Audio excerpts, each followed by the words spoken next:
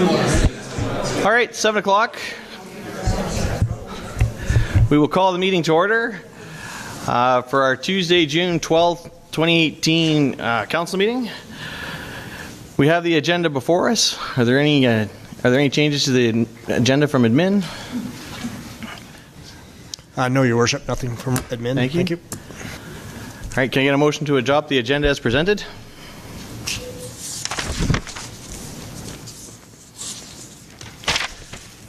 Councillor Hendricks. So moved, Your Worship. Thank you. All in favor?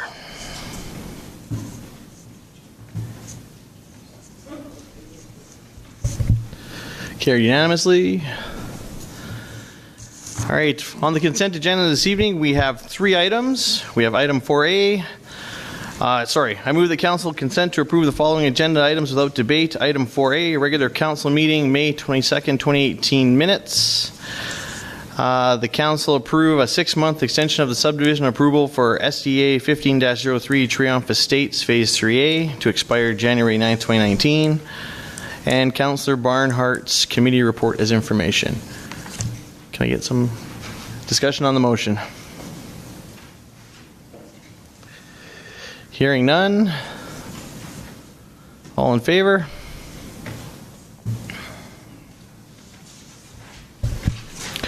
That carries unanimously.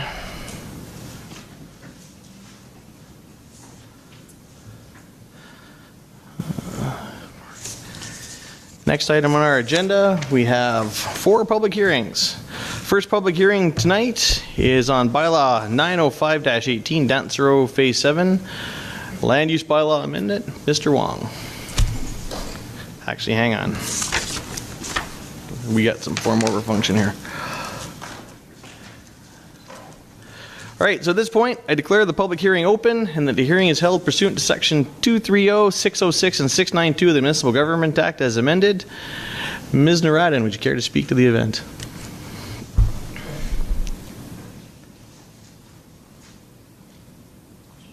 Oh, I'm sorry. Thank you, Your Worship. Through you to members of council and the public. The purpose of bylaw 905-18 for Dance Row Meadows is to amend the land use bylaw number 796-12 of the town of Beaumont, and in particular Schedule A, land use districts map, by redistricting a portion of the northwest quarter 345024 W4M from AR Agriculture Reserve to Public Recreation Services, District DC 116 Neighborhood Mixed Use, and DC 118 Dance Row Meadows Zero Line District. Notice of the public hearing was given in writing to the applicant, adjacent property owners, applicable agencies, and Ladue County. The public hearing notice was advertised in the local newspaper on June 1st and 8th, 2018. All written submissions received are included in the June 12th agenda package, and there's nothing to read in the record. Thank you. Thank you very much. As we move through the public hearing, every person that is going to be giving an oral presentation, please clearly state your name at the beginning of the presentation. First up, Mr. Wong, on behalf of the Director of Integrated Growth. Thank you, Mr. Worship. Members of Council. Tonight we have a public hearing for bylaw 905-18. Actually, the department received an application to redistrict a portion of the northwest quarter of Section 34, Township 50, Range 24, west of the 4th Meridian, located east of Range Road 243 and north of 65th Street in the Dance Row Meadows neighborhood.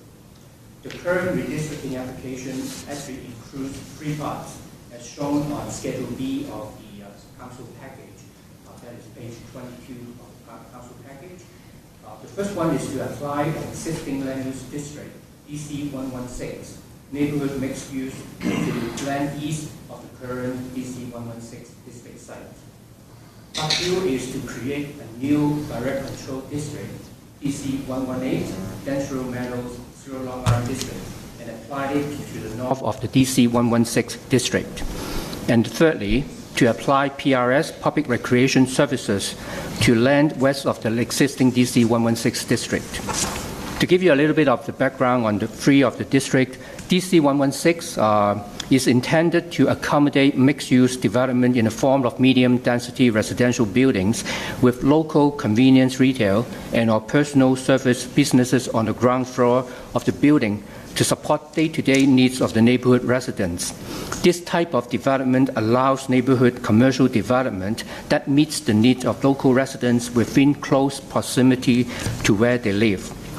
DC 118, the new direct control district, is to allow a low-density residential development which is based on the current R1B, low-density small lot residential district, which with modifications to accommodate zero-lot line development.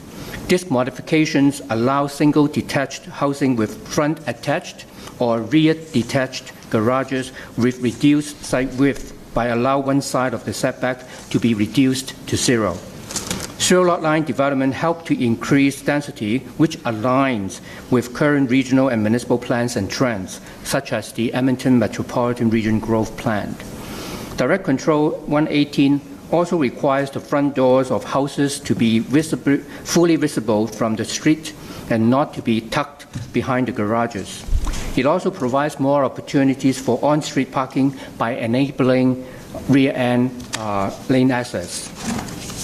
PRS, the Public Recreation Services District, provide park spaces for residents in the area, in particular those residing in higher density development in the surrounding area as amenity.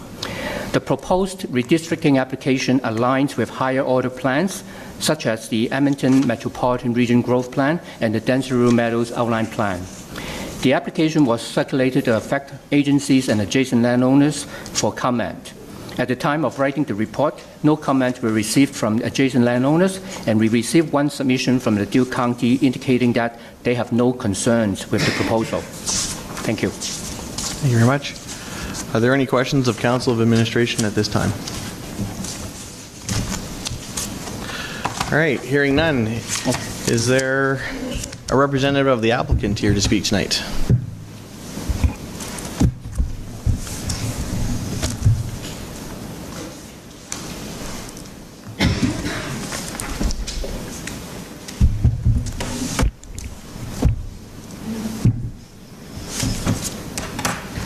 Good evening, Council. My name is Elise Shillington, and I'm joined by my colleague Scott Cole with Stantec Consulting, working on behalf of Anthem United.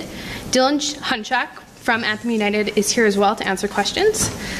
We've prepared a very brief presentation to highlight our application this evening.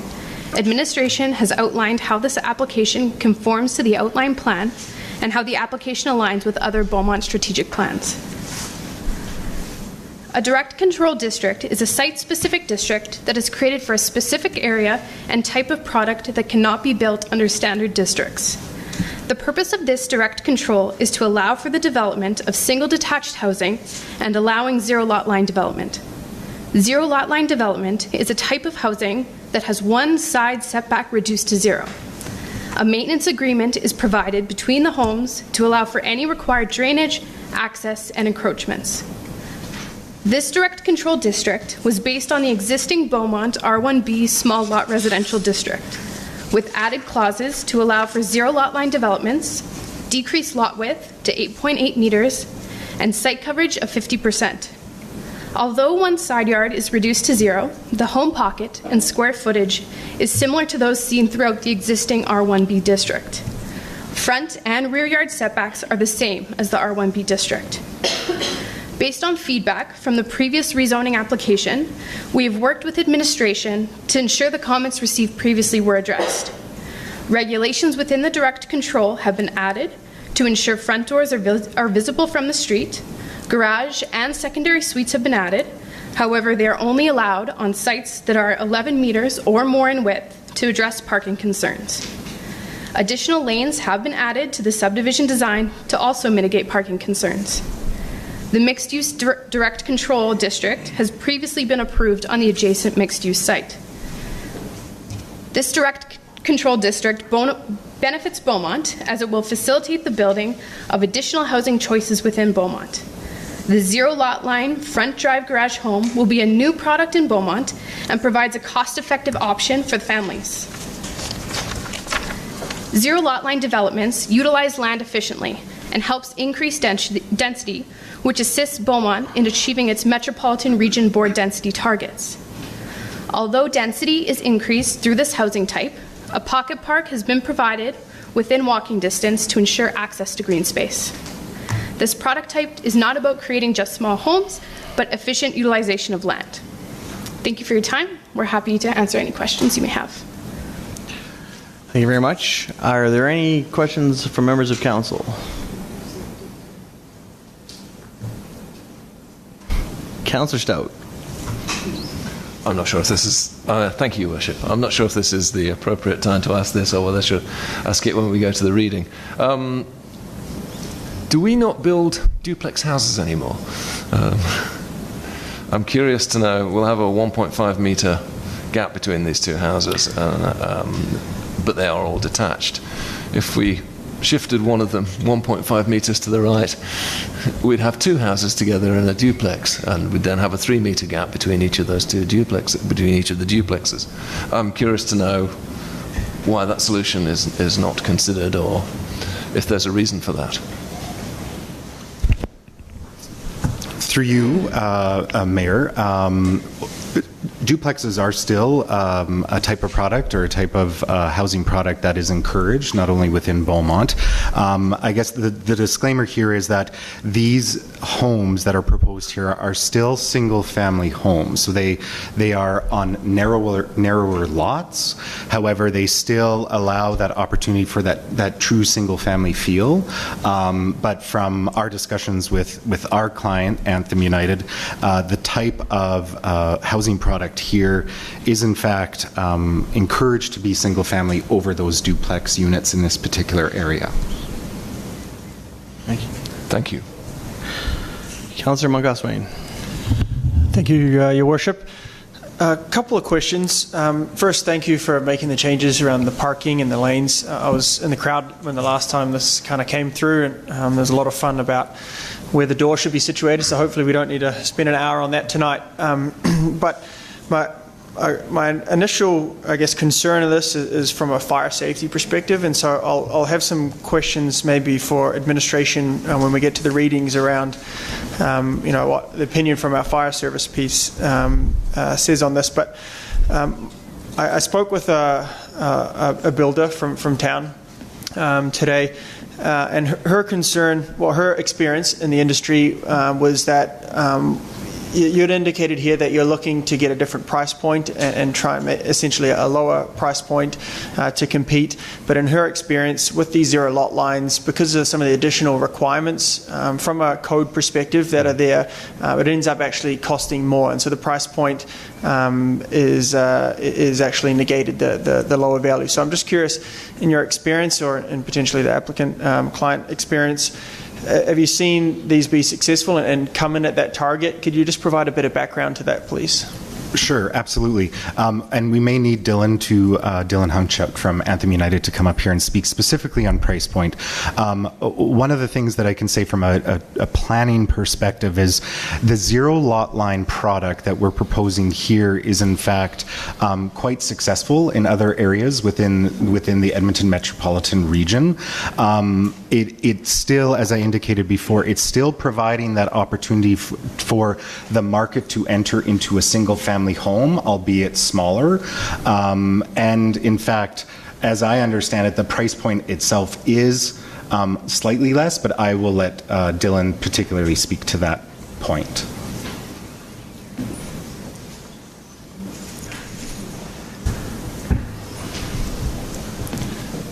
So maybe I'll clarify my question just as you're getting seated here. So in your experience, have you seen with the potential changes of coding because of the close proximity and the fire issues around that, have you seen that potentially negate the price point that you're trying to achieve? Hi, Dylan Hunchak with Anthem United, Your Worship and Council. I do have lots of experience with this, both as a land developer and home builder. There are cost savings with the lot, so there's less front footage, so you're paying for a lot less infrastructure. You're paying for less pipe in the ground, so storm pipe, sanitary pipe, water. You're paying for less roads and sidewalks. There are some additional costs for different construction methodologies and materials. However, the benefit outgains the cost, so there are definitely cost savings that I have seen in the past passed along to the end user, the home buyer. Thank you. And just a follow-up, and if you, Shyama, maybe if you go back to slide 26, or I guess, sorry, in front, yeah, just to show the typical RB1 zone, back that one there. So, and to your point there with regards, so we see here a typical example, 11 metre wide lot, and then the proposed one with an 8.8 metre wide. So you're saying that the savings is not necessarily on the envelope building itself, but really from all the infrastructure that's required because of the size of the lot is smaller. Is that what you're saying? Correct. Yeah, there's a savings on the size of the lot and infrastructure that goes along with the additional width of the lot. Okay, and I'll save my questions regarding the fire service for second reading. Would that be? Sure. Okay, thank you. That's all I had. Appreciate it. Councillor Van Newkirk. Hello, thank you through your worship to the presenters. Thanks for the information tonight. Had an opportunity to go through it before and just bring forward a few of the comments, I guess, that I've heard from residents along the way. Some that Councillor Monkoff-Swain brought up, but a couple of things I wanted to talk about, and you talked about it a bit, is just the overall sales. Success in sales. Are people flocking to this product? Are people enjoying this product, or is it a laggard selling? That's one of those things that's left, so people grab it. I don't know. One of the things that I've seen a few times already since I've been elected is developers coming up and asking for extensions on more time to sell, more time to develop, and those kinds of things. So, if you might just comment on sales and the need for extensions down the road with this product, and then I have a couple of follow-up questions. Sure, I can answer that. Your Worship and Council, we're bringing this product forward because we believe it'll be successful and there is a demand for this type of product. We have it in other areas in the region and it has been successful. Traditional starter product has migrated to zero lot line. I would say the majority of starter product in the region is currently zero lot line, so there has been a shift in the last 10 years towards zero lot line. As far as asking for an extension, our intent is to move forward with this stage immediately. We have engineering drawings complete, and upon subdivision approval in the next 2 weeks, we'll submit drawings for review, and our intent is to construct this entire stage this year. Follow-up, Your Worship? Follow-up, I guess, where in Edmonton would we be able to see the zero lot line product if I was to go for a drive, just to have a look? Great question. Just north on 50th Street, we're developing both of these product types, the lane zeros and the front grad zeros in Walker Summit. And if I can add, within the presentation, the zero lot line product that is within the region is actually reflected on the images. So the housing product that is in this presentation reflect built units that people are already residing that are true zero lot line product. One last comment. I was fortunate to have just went on a co-driver, I guess, follow along, sit beside one of our RCMP officers in town. It was a really great experience and was a good surprise and a lot of fun. Learn a lot, have a lot of time to engage and ask questions. A couple of things that we talked about are, where does crime happen? Where is there more issues? Where is there less issues? Where is there access? Where is there not access? Where are areas hard to get to and easy to get to? And at my request, we went for a drive to some of those areas. And when he went to those areas, we went to areas where there were product such as this that is closer together. There's more folks, very congested parking, and just overall tight. Are you able to comment on any of those regarding this product, the parking and increased density and increased crime? Residents want to know, right? So I can't comment specifically on crime because I'm not an RCMP officer, but I guess from a planning perspective within the region, as Johannes indicated, as well as I'm sure everybody's aware, there are new density implications from a regional perspective that each municipality must achieve. And it really is truly guided down from the province through the municipalities. And so this is a form of product that absolutely increases but aligns with the Edmonton region density targets. One of the things that we heard, although the three of us in fact weren't in those previous discussions on the previous application, was that parking was a concern in particular with the last application as a result of the front drive. So in fact there were driveways proposed without an alley in the back. And so through discussions and working with administration, as well as taking a look at the product that is actually out there in whether it's southeast, southwest Edmonton and other areas of the region, it was taken into consideration that lanes were encouraged and in fact promoted to deal with the parking constraints and the parking issues that, whether or not they're actually true, are perceived to be happening in multiple neighborhoods and municipalities. But as I said, regarding crime, I mean, I'm not too sure with respect to whether it's on streets, in alleys. I'm sure it's everywhere. But from a planning perspective, as Dylan has indicated as well, the zero lot line product as well as zero lot line that allows for that opportunity of that alley or lane access is something that we see and is definitely encouraged, and we're seeing a good market for that, not only here but in other areas in the region. Thank you for your comments. Thank you very much. Councillor Danlock. Thank you, Your Worship. Thanks for your presentation. Just one quick question. End of your presentation, you have a subdivision plan. If we could advance to that for a moment, please. One more. Yes, thank you. The diagram is showing 70 lots indicated in that space, based, I'm assuming, on zero lot alignment. How many more lots are you gaining in that space by using zero line as opposed to a normal, sorry, not a normal, but a more conventional subdivision plan? It's not zero line. That is a great question. We don't have that information on, but we could work with administration and forward that information on to you to confirm. Thank you. Can I ask a quick follow-up? One follow-up, yeah. Thank you very much. In your presentation, you mentioned the Edmonton Municipal, sorry, my terms are wrong today, but these density requirements, Edmonton Municipal area is going more dense for a population. Are you suggesting that we need to be conforming to that? It's part of our mandate as the municipal area? Yeah, as part of the Edmonton Metropolitan Regional Board, we are required to hit the growth plan targets. Right. That's law, the law of the land. Yeah, I can get my head around that. Thank you very much. Yes, same question. Any further questions? Thank you very much for your presentation tonight. I really appreciate you coming in. Is there anybody wishing to speak in favor of the bylaw this evening? Is there anybody wishing to speak in opposition? Just brief, because it happens to be across from my place. And I got the information in the mail, I didn't fill it up, but. No worries, that's why we're here.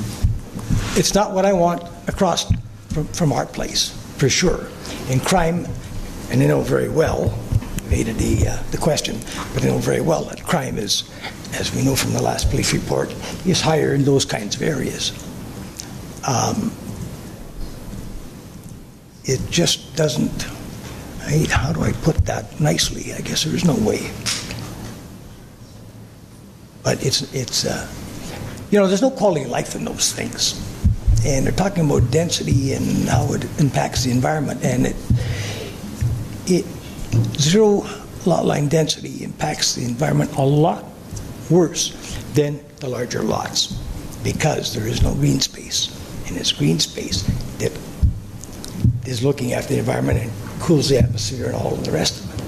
When you don't have any green space and you have no room for trees, how do you cover the rooftops, the roads, all the driveways to keep that heat from coming down and then going back up, which is what gives us all of our issues with the environment? You can't. You need to have an urban forest that looks after that, and there'll never be that there. And there will never be the quality, any kind of a quality of life in those places. The first homeowners in, very proud of their first home, and right after that they become rental properties, and we can see it in other areas in town. And they are not well looked after, they are not well maintained, they are loaded with weeds, and they're not nice areas. So, Fair enough. not in my neighborhood, please. We'll take it under advisement. Is there anybody else in the audience tonight wishing to speak in opposition to the bylaw? I want to speak in opposition, but I'd like to comment if I may. That's coming up next. Oh, sorry. Yeah. Anybody in opposition? All right. Any person deemed to be affected who wishes to be heard? I just want to speak from experience. Okay, my name's Fred Davis. You know who I am. Way back in the day, long before Councillor Muxloff Swain was born, my first house was on a zero zone lot. That's back in 1985, and my mortgage payment was $380 a month, and that included taxes. It allowed me to start home ownership, because typically you have people who are maybe not quite as affluent as we are getting into the zero zone lot in the smaller homes. I was in the first house for 3 years, built some equity, managed to get into a little bit bigger house. Was in that one 3 years to the day, built more equity, managed to move to Beaumont. I think, and I want to believe in the good in people. Sure, you hear about crime and you hear about all this, but I think it affords people the opportunity, the zero zone lots. The fire issue, we were dealing with that fire issue in 1985, so I don't see it being a problem today. So this is something that I would really encourage council to seriously look at. I think it could help our population and give us some increased tax base, and help those who maybe just need a little hand up to get going. That's my comments, just from experience. Fair enough. We appreciate it. Is there anybody else in the audience tonight wishing to be heard on this bylaw? All right. Hearing nobody, we will declare this public hearing closed and move on to the next one. Thank you very much for your participation this evening. Wow, I'm tongue-tied tonight too. All right, second public hearing of the evening tonight is on development permit 2018-164 direct control district home-based business. We'll declare that this non-statutory public hearing is open and state that the hearing is held pursuant to sections 230, 606, and 692 of the Municipal Government Act. Ms. Narad.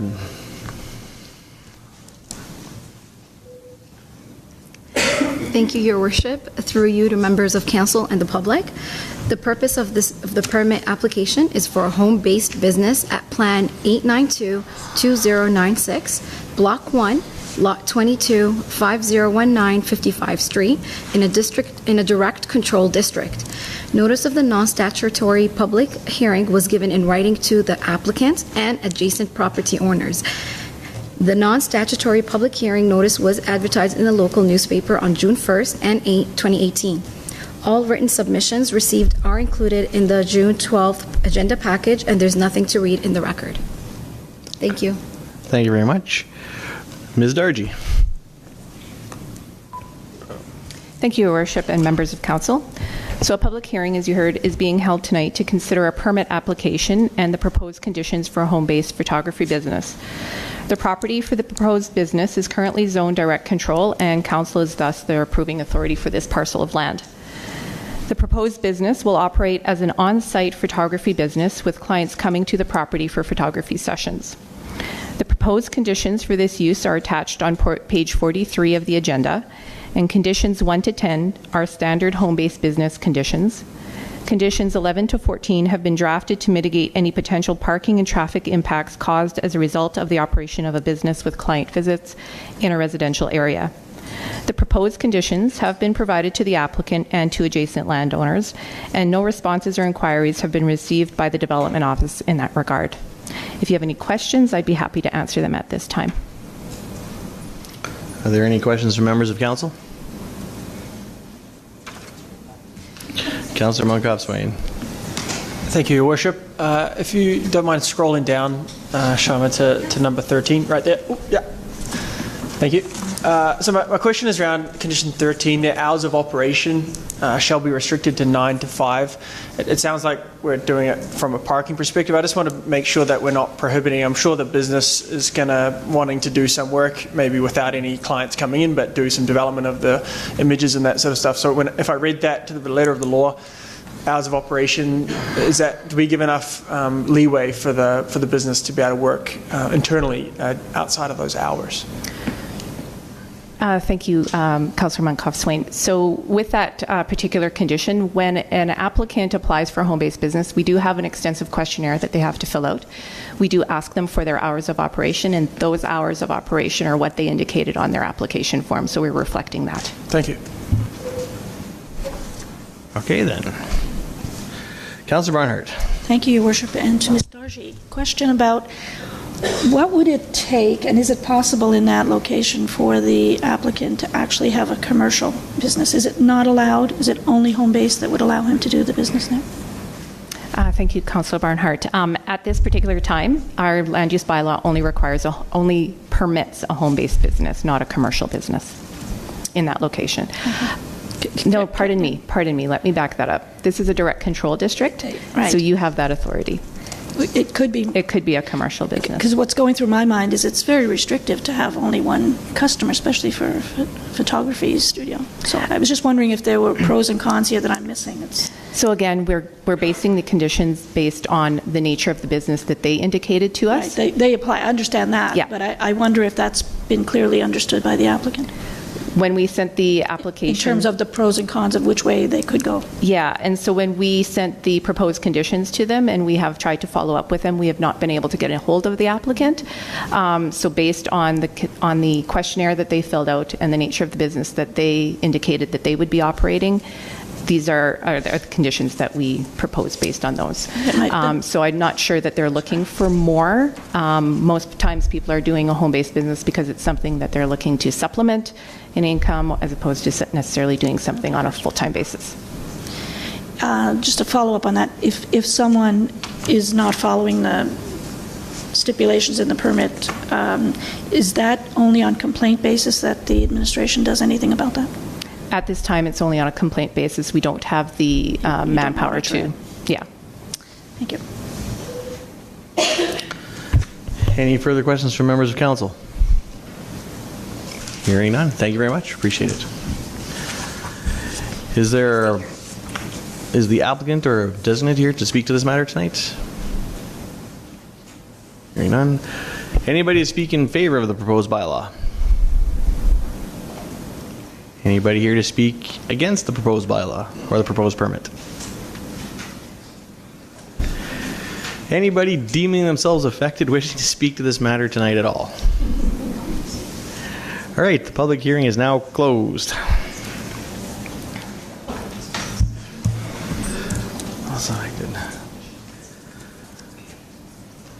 All right. Third public hearing on the agenda tonight. We have a public hearing to consider bylaw number 917-18, amendment to the land use bylaw 796-12 regarding a public recreation services district. I will now declare the public hearing open and state that the hearing is held pursuant to sections 23606 and 692 of the Municipal Government Act as amended. Ms. Naradin.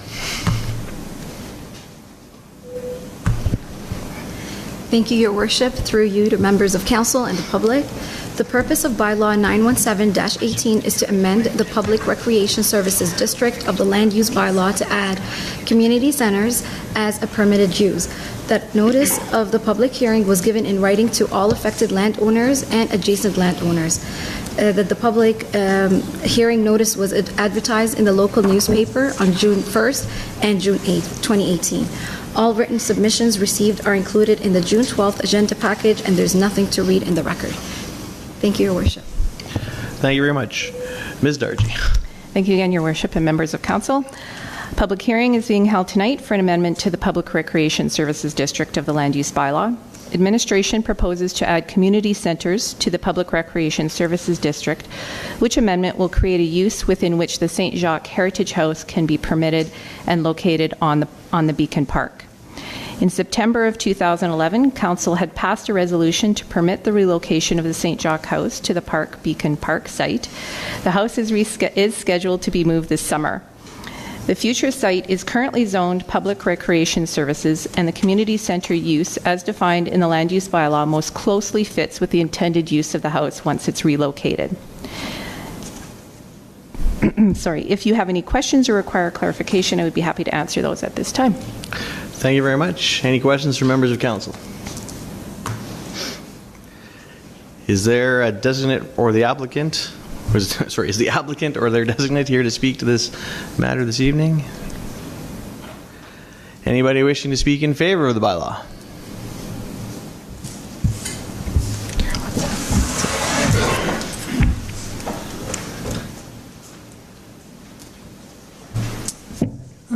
My cover is both in favor of it and the applicant, the Fair Heritage enough. Society. I'm the vice president of the Heritage Society. I don't have a lot to say other than, yes, this does go back to the year 2011. It was a 2.5-year process that we worked on with town council. There were a number of items that we had to do in order to get the council approval, which included communicating with the public. It included considering other locations, and this was the location that was presented in the end as the one that was most favorable by the public, by the society. And there have been people since 2011 who continue to ask us questions as to, well, haven't you thought of this site or that site? And unfortunately, if they were not here in 2011, they're not aware of the lengthy process that we went through, but there was considerable discussion. Most of you are aware of why this site is ideal for so many reasons and why it was approved. And we were actually surprised to find out that we had to go through this at this time. We thought everything was sorted out with the town, but it wasn't.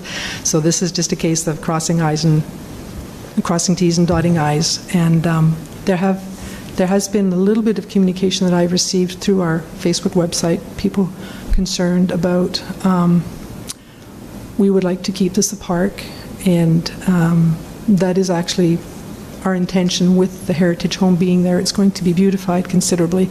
I was visiting there recently. All that ever happens is it gets mowed. There's plenty of dandelions there, and there's nothing else other than people using it for their dogs to go to the bathroom or things like that. So there was a lot of good reasons to use this location. And it is our intention to be as helpful as we can to members of the public. The lot has 6 parking places that have been designated. It's more than is required for a facility of this nature. School children will be able to walk to this location. Right now, our school children have to bus to Edmonton or to Leduc to meet some of their curriculum needs for history because we don't have anything yet. And so typically what happens then is the children are brought on a bus. Like if we have visitors from other communities, they're brought on a bus, they're dropped off and the bus leaves. So we do not anticipate real serious parking issues or anything. This site would normally have 3 homes on it if it had not been turned into a park. And so we're thinking this is a very, very good compromise for everybody. And if you have any questions. Thank you very much. Appreciate it. Can we just get you to state your name for the record? Oh, sorry. Carol Hudson. No worries. Are there any questions from members of council? Councillor Van Newkirk. Hello, through you, Your Worship, to Ms. Hudson. How was it determined, the number of parking stalls? You said that the number of parking stalls was more than would have been required, but how did they come about the 6 stalls? Can you recall? That was information that was provided to us by our engineer, who's Mr. Harry Zuzak. I don't understand the ins and outs for facilities like this, but I think the required amount might have been something like 2 or 3 stalls, and we're planning on having wheelchair access as well. Might be a better question for administration. Perhaps. Yeah. Thank you. Are there any further questions? No, I appreciate you making your statement this evening. Thank you very much. Is there anybody else wishing to speak in favor of the bylaw? Is there anybody else in the audience tonight wishing to speak in opposition to the bylaw?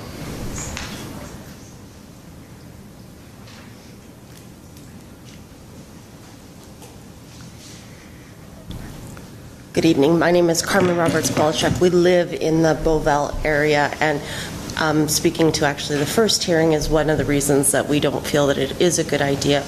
We live in a highly condensed area. People that live in that area, we can't even park in our area. We often have to park blocks away because it is so highly condensed. Petty crime, if I leave my vehicle unlocked overnight, I can guarantee you people have been through it and stolen the change in it. It's happened, I'm going to say, in the 10 years we've lived there, probably 50 times. So we have an issue. In the time, I've seen 3 kids get hit by cars in that area because it is so condensed. We don't have availability of space for kids to go play.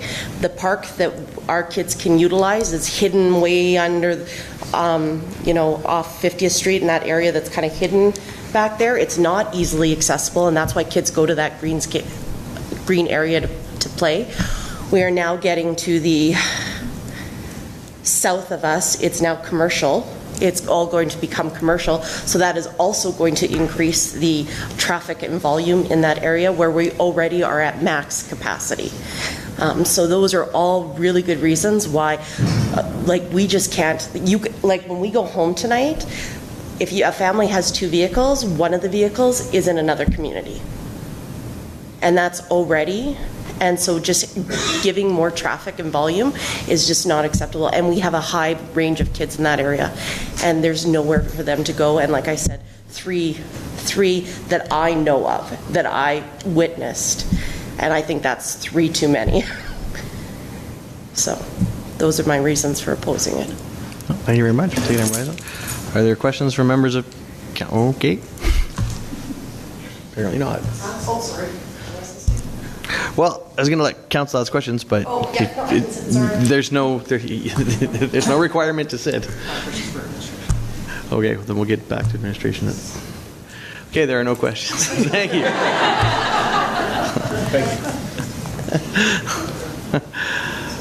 All right. Is there anybody else wishing to speak in opposition to the bylaw this evening?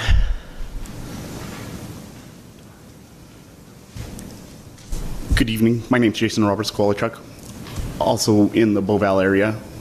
As my wife has stated, the developer did come back and state that there was going to be green space put at the other end, and now that's where they're having the new ring road, and that's where they want, and they cut the land for the green space to nothing. Like, there's one house that could fit there, and where the house is going right now, 3 houses cannot fit on that land. There is no way. It's, by the time they put the house on there and the parking, there will be no spot for kids to play. And that's really where it is. There's 9 kids that are constantly in that park all the time. And they're young, between the ages of 7 and, well, it's even younger than that. I think there's a 4-year-old to 13-year-old that play in that park all the time. And it's just sad to see it go. And that's all I have. Fair enough. Take that under advisement. Are there any questions from members of council? No. Thank you very much. Is there anybody else wishing to speak in opposition to the bylaw this evening? No. Is there anybody else in the room tonight that deems themselves to be affected and wishes to be heard? No. All right. We'll declare the public hearing closed.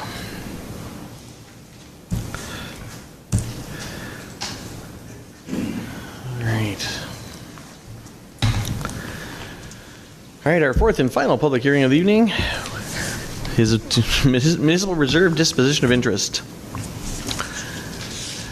I will declare this public hearing open and state that the hearing is held pursuant to sections 230, 606, and 692 of the Municipal Government Act. Ms. Naradin.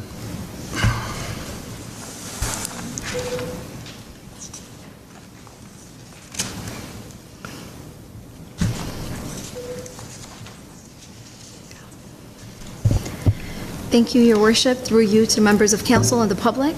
The purpose of the public hearing is to dispose of the municipal reserve designation on Plan 022-1234, Block 2, Lot 1MR, 3116, 49th Street, in accordance with the Municipal Government Act. Notice of the public hearing was given to all affected landowners and adjacent landowners. The public hearing notice was advertised in the local newspaper on June 1st and June 8th, 2018. Notice of the public hearing was posted on the municipal reserve lands in accordance with the Municipal Government Act. All written submissions received are included in the June 12th agenda package, and there's nothing to read in the record. Thank you. Thank you very much. Ms. Dargy.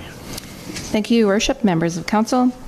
So a public hearing has been scheduled tonight to remove the municipal reserve designation from Plan 022-1234, Block 2, Lot 1MR, commonly known as Beacon Park, and the future home of the St. Jacques Historical House. Council had previously passed a resolution to allow the relocation of the St. Jacques Heritage House to Beacon Park. As Beacon Park is municipally owned parkland, it is given the designation MR, or Municipal Reserve, pursuant to the Municipal Government Act. In order for the municipality to lease this land to the Heritage Society, the Municipal Reserve designation must first be removed from its land registration title. The Municipal Government Act requires that a notice be posted on or near the land and that a public hearing is held prior to council authorizing the removal of the MR designation. In addition to the sign on the property, letters were delivered to adjacent landowners, and a notice was placed in the Beaumont News on June 1st and June 8th advising of this public hearing. If you have any questions or require clarification about this public hearing, I would be happy to answer questions. Thank you very much. If we dispose of the MR designation, what will it be when we're done? It will just be a piece of land that is got a regular parcel identifier. Okay. Yeah. Fair enough. Are there any questions from members of council? Hearing none. Is the applicant or their designate here to speak to this issue this evening? Or is that us? That's us. Is there anybody wishing to speak in favor of the municipal reserve disposition tonight? Anybody anybody wishing to speak in opposition? No. Any person deeming themselves affected who wishes to be heard on this matter this evening? All right, hearing none, this public hearing is closed.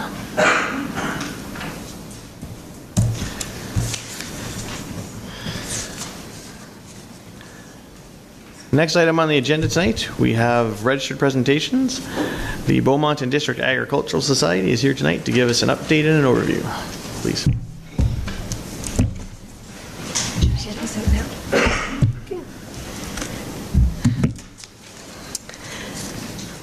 Thank you for having us. I just want to introduce myself. My name is Carrie Bauer, and my partner here is Vicki Walker. She's just handing out some pamphlets for our Rural Roots Fair for this August. So if you already have one in your package, feel free to give it to a friend.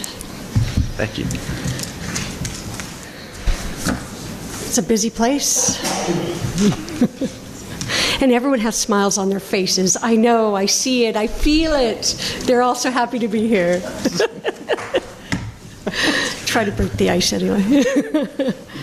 So we're here to present on behalf of the Beaumont and District Ag Society. We're here to once again come to the town of Beaumont and present a partnership proposal to together present the Rural Roots Fair on at the end of August, on the 25th and 26th of August.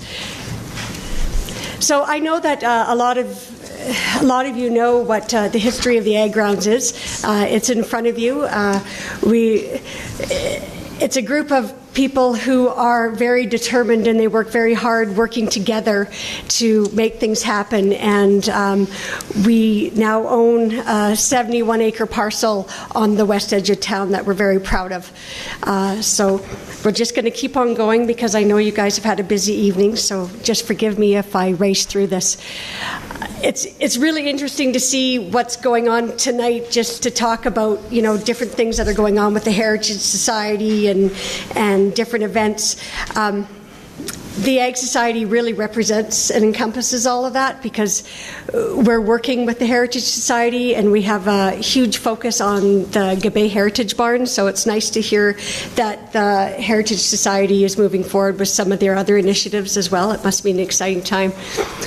As you can see, our vision is supporting and nurturing volunteerism, being responsive to community needs, fostering cooperative work amongst unique and diverse individuals, and promoting the values of rural and agricultural communities.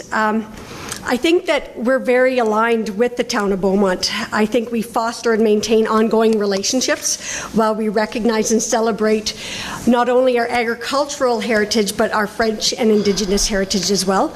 And I think that the Rural Roots Fair can only enhance that vision and contribute to the goals that we all set forward. Now, if we look at what we're doing here this year, we have a wonderful event planned over the 2 days. Last year we had, the first year we had 1,000 people. Yes. 1,000 people come out from the region. The second year we had 2,000, so we're hoping to double again this year. Maybe we'll be lucky enough to have 4,000 if the weather holds. As you can see, this is a family-friendly event.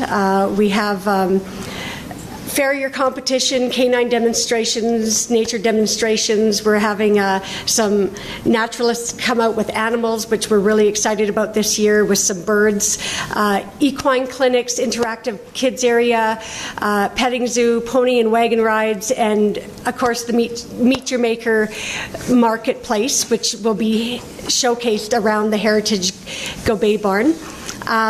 But if I could take this opportunity, I'm hoping that I might have piqued the interest of our new CAO with the farrier competition, because I know that he is a farrier in his off time, and we would love to have him take part in that this year. No pressure. So, a personal invitation to you, Mr. Schwartz. Yeah, cool. So, as you guys all know, any event in Beaumont that's free takes a lot of work, and it's not just money that makes it happen. It's partnerships. It's not only the economic partnerships, but it's people partnerships and the assets that we get from our people. And we feel that having an event like the Rural Roots Fair showcases that. We have lots of partnerships. We're working with other groups that are part of the ag grounds. We have and that would be the current user groups. We also have I don't know if we're going to be working with the Lions this year, but we're talking about, are we working with the, I think, do we? Yeah, with parking, I think. Wonderful, with parking. So I think that with respect to getting these events going, we have to have those partnerships with the volunteers and to make it work. So what we're looking for from the town is, again, a partnership. We know that we need a commitment from everyone who's involved. And I think that this presentation is fairly timely because as we talk about city status, I know that everyone's so concerned about the municipal status and where we're going to go from here. And I think that it's these events like the Rural Roots Fair and the other events that the Promotions Committee they put on that contributes to that sense of community. And I've been here since the town was a hamlet, since it was a village, since it was a town, and now it will become a city. And I still feel that there is that sense of community, regardless of what our municipal status is. And I think that it's by partnering to make these events happen with everyone, not just the town, not just the developers, because I know that the developers help us with these, but it's all the user groups and the volunteers that contribute their time. And I think that we have an opportunity to once again partner with the town and showcase that sense of community that we all feel and give back to the community.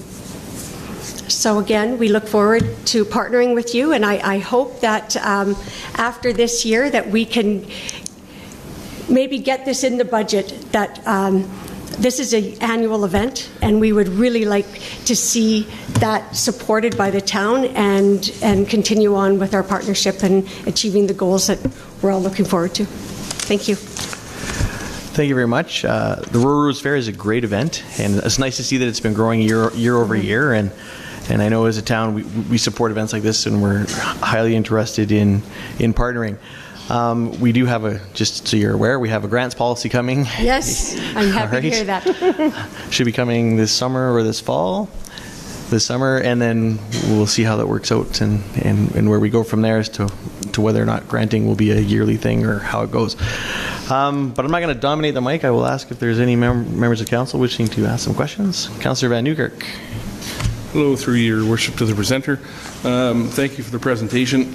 I was fortunate to be part of the Rural Roots Fair last year, and one of the biggest surprises that I had while I was there was that half or over half of the folks that I talked to and that I introduced myself to and said, "Hi, where are you from?" weren't from Beaumont. And I think that's important. I think that's important for everybody to realize, is that an event like this brings in people from around the region. Thorsby, New Sarepta, Kalmar, St. Albert. There's a couple from Morinville. There's a couple from Westlock. So it brought a whole bunch of people together. So I think it's great, and I support it for that. Follow-up question here, just on the nuts and bolts and for some clarity on the ask. One of the conversations I've heard, as you know, I've hung around these chambers for a while, and one of the conversations I heard was around the financial ask, and then later saying, ooh, what about some help on the signage too? I think just some clarity in that ask might help out, whether it's $5,000 and then some of that $5,000 would be used towards the fees for signage and applications and stuff like that, or if it would be $5,000 in addition to. I think that clarity would just kind of help. If you know what I mean? Yes, I know exactly what you mean, and I know where this is coming from. Yeah. So I know that last year we did come back and we did ask if we could have help with the permitting fees. Now, I'm not too sure. Yes, I know that that's been in front of council, and I'm not too sure if that's been addressed with respect to permitting fees and nonprofits. I know that, the Blues and Roots and the Kin and everyone else has these fees, and I know that you're looking at them, so I think that that's where that goes. But I think it's about partnerships, right?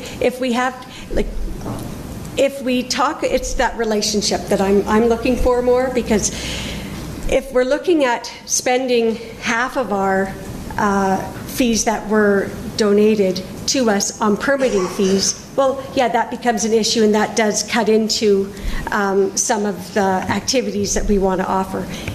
And it's an issue. But I think that what we want to do is work on that relationship and hope that we can come to a solution with respect to with other things that are being charged. I know that what we want to do, what we've come up with this year is, you may want to sponsor a single event, and then it's like these pony rides have been brought to you by the town of Beaumont, knowing that then you guys have a name on it, and then a place there, because we really want an opportunity for people from the municipality, from the town of Beaumont, to come out and promote Beaumont. And back to what you said about the region and the people that are coming, it's a tourist event. And it is attracting people from the rest of the region, and they're seeing that sense of community that we have. And, that's a win-win for everyone involved. And it brings dollars to Beaumont, and it creates the conversation, because you don't know who's coming through those gates with their families. You don't know what their backgrounds are. They're from everywhere. So it's a real opportunity. I hope that answers your question. Yeah, thank you. And permitting is bang on. Thank you. Thank you. Good. Councillor Moncada-Swain. Thank you, Your Worship. A few questions. First, to administration, just around the process. So the recommendation in front of us regarding the funding is that Council directs administration to bring back a report on the June 26 meeting regarding the funding. So we've previously had different groups in front of us that have requested funding, and I have been on the losing side of those debates, but ultimately there at that occasion, that evening, the funding was provided. So I'm just curious as to why it's different this time versus last time. Mr. Hiltz. Yeah, thank you, Your Worship. Through Your Worship, members of council. I think what we're trying to do is we're trying to bring the process and become consistent. As you stated before, we've had incidents where we've had groups come forward and we've delayed it for a meeting, kind of that sober and second thought. We've also had incidents where we have provided funding at the meeting. Within the alternative section, alternative number 3 does provide council that opportunity to deal with this matter at this meeting. However, as we move forward, we are looking at the ask, and then at the next meeting, a report would come forward to debate the issue. Okay, thank you. Good clarification. Just regarding the partnership, well, I mentioned before that some of the previous funds that council has provided for external trips for people to go away and great experiences. I personally didn't support them. I think when we provide funding to different groups, it should be about our community and bringing people to our community. And to me, this aligns perfectly with that. It was a great event. Steve mentioned when he spoke to all those people, half of them not being there. I think he was a little disappointed in them because half of them couldn't vote for him. But I think the point being is it's a great event, and we provide. We provided I think $50,000 to the Blues Roots Festival, which was great. This ask to bring in the amount of people, it was at least 2,000 people last year. I fully support, but I also want to get. I don't just want to provide $5,000. So I really like where you're going with this is something that you get from it, something tangible that we can see from the sponsorship. And you roped the CAO in to be a farrier, and if we sponsor a particular event, like the horses that walk around in circles, and I'm happy to volunteer the mayor to help do that. So I just think I really like where you're going, because before we see. Sorry, I shouldn't joke, but what we saw is we saw a name and we get on the website, and that's all great, and we get on the pamphlet, but there was really I didn't see Beaumont there, right? Yeah. So if we owned an event and we were able to then showcase so that when visitors did come, you can say hello and we can talk about our great town. So I really like where you're going. I do. It needs to be symbiotic. Exactly, and so I do appreciate the comments from Kerry. I do support the second recommendation to bring the funding back on June 26th. Okay, we did move from questions of the presenter to debating the motion. I was on a roll. Sorry, you got on a roll. We will come back to the motion. Okay. Are there any questions for the presenter this evening? Councillor Barnhart. I'm not sure what's left after all this. Thank you, Your Worship, and thank you, ladies, for the presentation. I want to ask Ms. Walker a question just because I want to hear her talk. Yes, she was about to. She's like, can I answer that? Yeah, sorry. So I'm going to ask, I don't know if I'll ask you the right question, but I'm going to ask one. So, statement first. Our vision does include celebrating our agricultural roots. So I totally support going in this direction. Whether it's a grant or a partnership, I'm trying to get my head where your head is at on that. I'm kind of the school of thought that your society runs this. We give you a grant, you do it, and the town is recognized as giving a grant to a number of organizations, but the policy hasn't come yet. And, we haven't had that discussion. So can you give me some idea why you prefer it to be a partnership, not a grant? Because I'm leaning towards giving you the money, let you do it, and not necessarily be telling you what to do with that money. Right, and thank you for the comment. So again, my name's Vicki Walker, and I think for the record I needed to tell you that.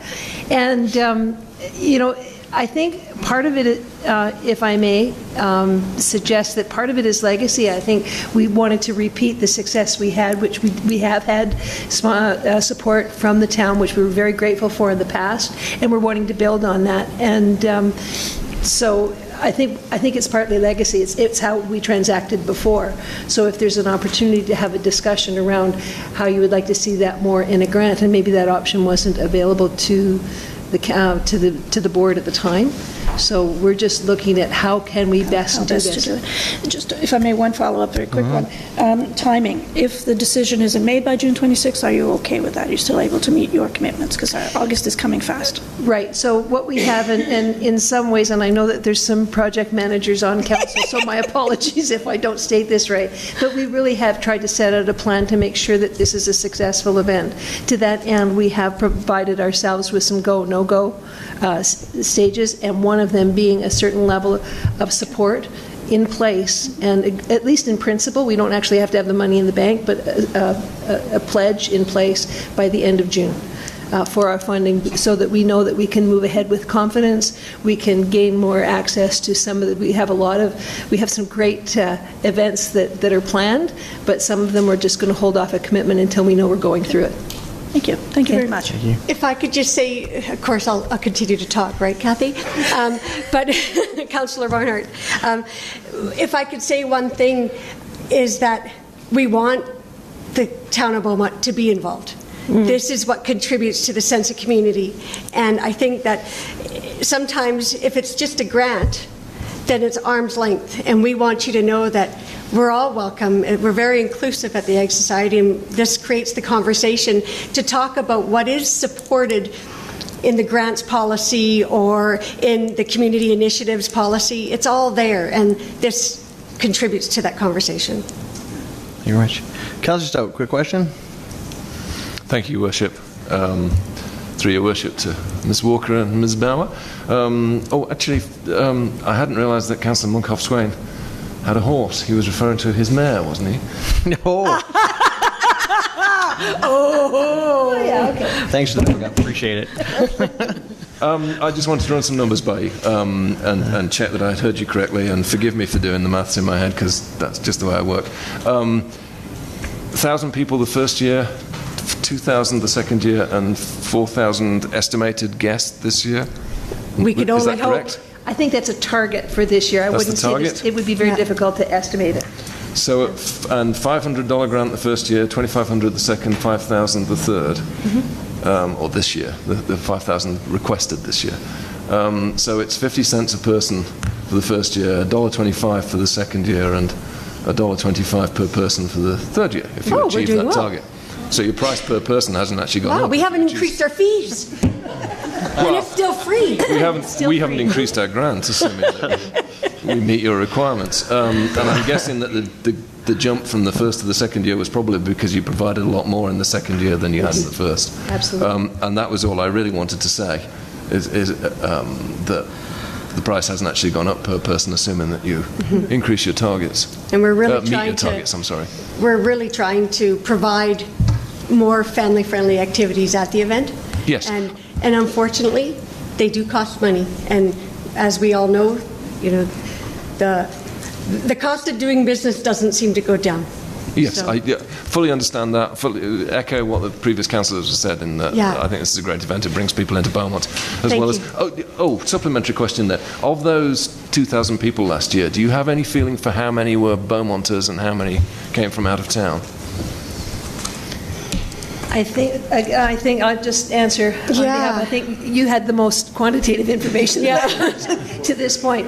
Yeah, I would say it's 50-50. It might have been that. I know that many of the comments we got back, startlingly, were from people from Edmonton who were just, I think they felt like they'd found buried treasure. I think some of our, maybe some of our residents were a little, because they might have attended the year before, there wasn't the element of surprise for some of our native Beaumontonians, but they certainly did attend. And maybe some of you who were there visiting can speak to that too. But I would say, yeah, maybe half and half. But we didn't take any, we had counters last year, which we didn't the year before, but we didn't take any quantitative data, like where are people from, that sort of thing. Yes, so you can't. It's just a feeling rather. It's just than, a feeling, anecdotal, rather than a proper and I would say measurement. some of the comments we had, it probably rings true, about 50-50. But it's certainly people come in from the city and see Beaumont in a very favourable light. Thank you. Thank you. Councillor Daniluk, last quick question. Thank you, Your Worship. Actually, not a question, more of a comment. Okay. I have the privilege of serving on the Badass Committee. It makes me laugh, sorry. It just makes me giggle. Like a schoolboy, yeah, I'm on the Badass Committee. But I'm council representative on that committee. I have that privilege. And observation is it's a very well-oiled machine. Volunteer organization is well organized, and they are very mindful of their pennies, and they're very community focused, which does align with our philosophy as a council and our town in general. So I look forward to supporting you as best we possibly can in the future debate on this issue. Thank you very much. Thank you so much. Thanks for your time. Thank you very much. We have two two motions before us tonight. Can I get a member of council to move that the council receives the Beaumont District Ag Society presentation on their annual Rural Roots Fair being held in Beaumont August 25th and 26th, 2018 for information purposes? Councillor Stout. So moved, Your Worship. Any discussion on the motion? Hearing none.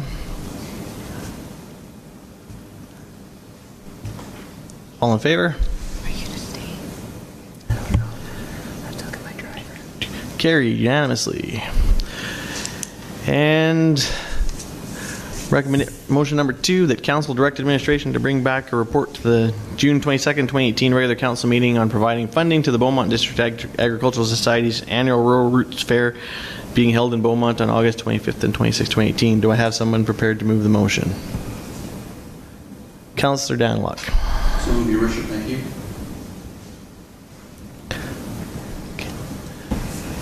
All in favor? Carried.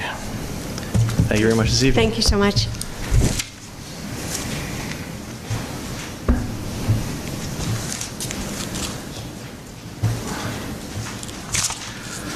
Okay, we come to the portion of the meeting where we allow unregistered presentations. So this is a point in council meeting where any member of the audience may come up and address council for a maximum of 5 minutes. Just like to make a quick reminder that this is not really a town hall format. We will try to answer questions as quickly and as best as we can, but really it's an opportunity for members of the public and the audience to address council on matters of their choosing. Is there anybody wishing to address council tonight? We do. Yeah, steal the mic right off. Okay, when you come up, please make sure you sign in on the paper at the bottom. State your name for the record, and then you have a maximum of 5.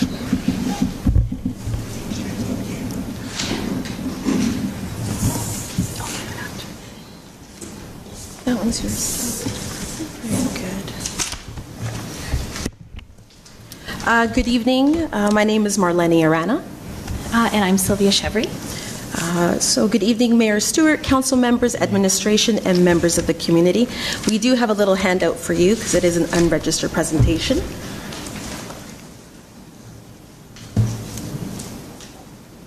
Thank you. Sure. One more.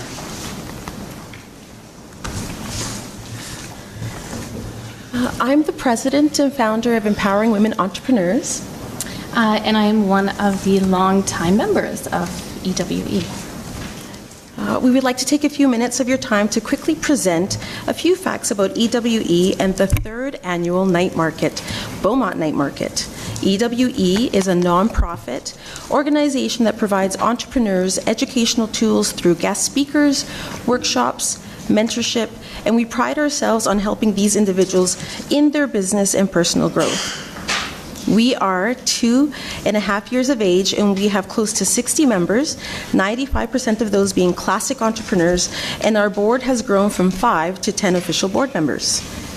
EWE has also created some unique events that creates opportunities for businesses to network in a fun, unique atmosphere. For example, we just had the Business in Beaumont event this past Friday at Chartier, and it was a great success with over 60 individuals participating, and we encourage the culture of collaboration and positive conversations. EWE is now working really hard on our flagship event, which is the 3rd annual Beaumont Night Market, which is on October 20th, 2018. The Beaumont Night Market is all about creating more economic development within our community by creating a platform in which both home-based businesses and commercial businesses from our area can showcase what they do. We mixed in some live music, fun elements for the family, also some fun elements for adults, and ended up being a licensed event at the end of the night, and voila, the Beaumont Night Market was born. So in 2016, we had the idea of creating a rustic chic event in which vendors from our community could showcase their product or service. We had 6 weeks from idea to launch, and the event was a great success.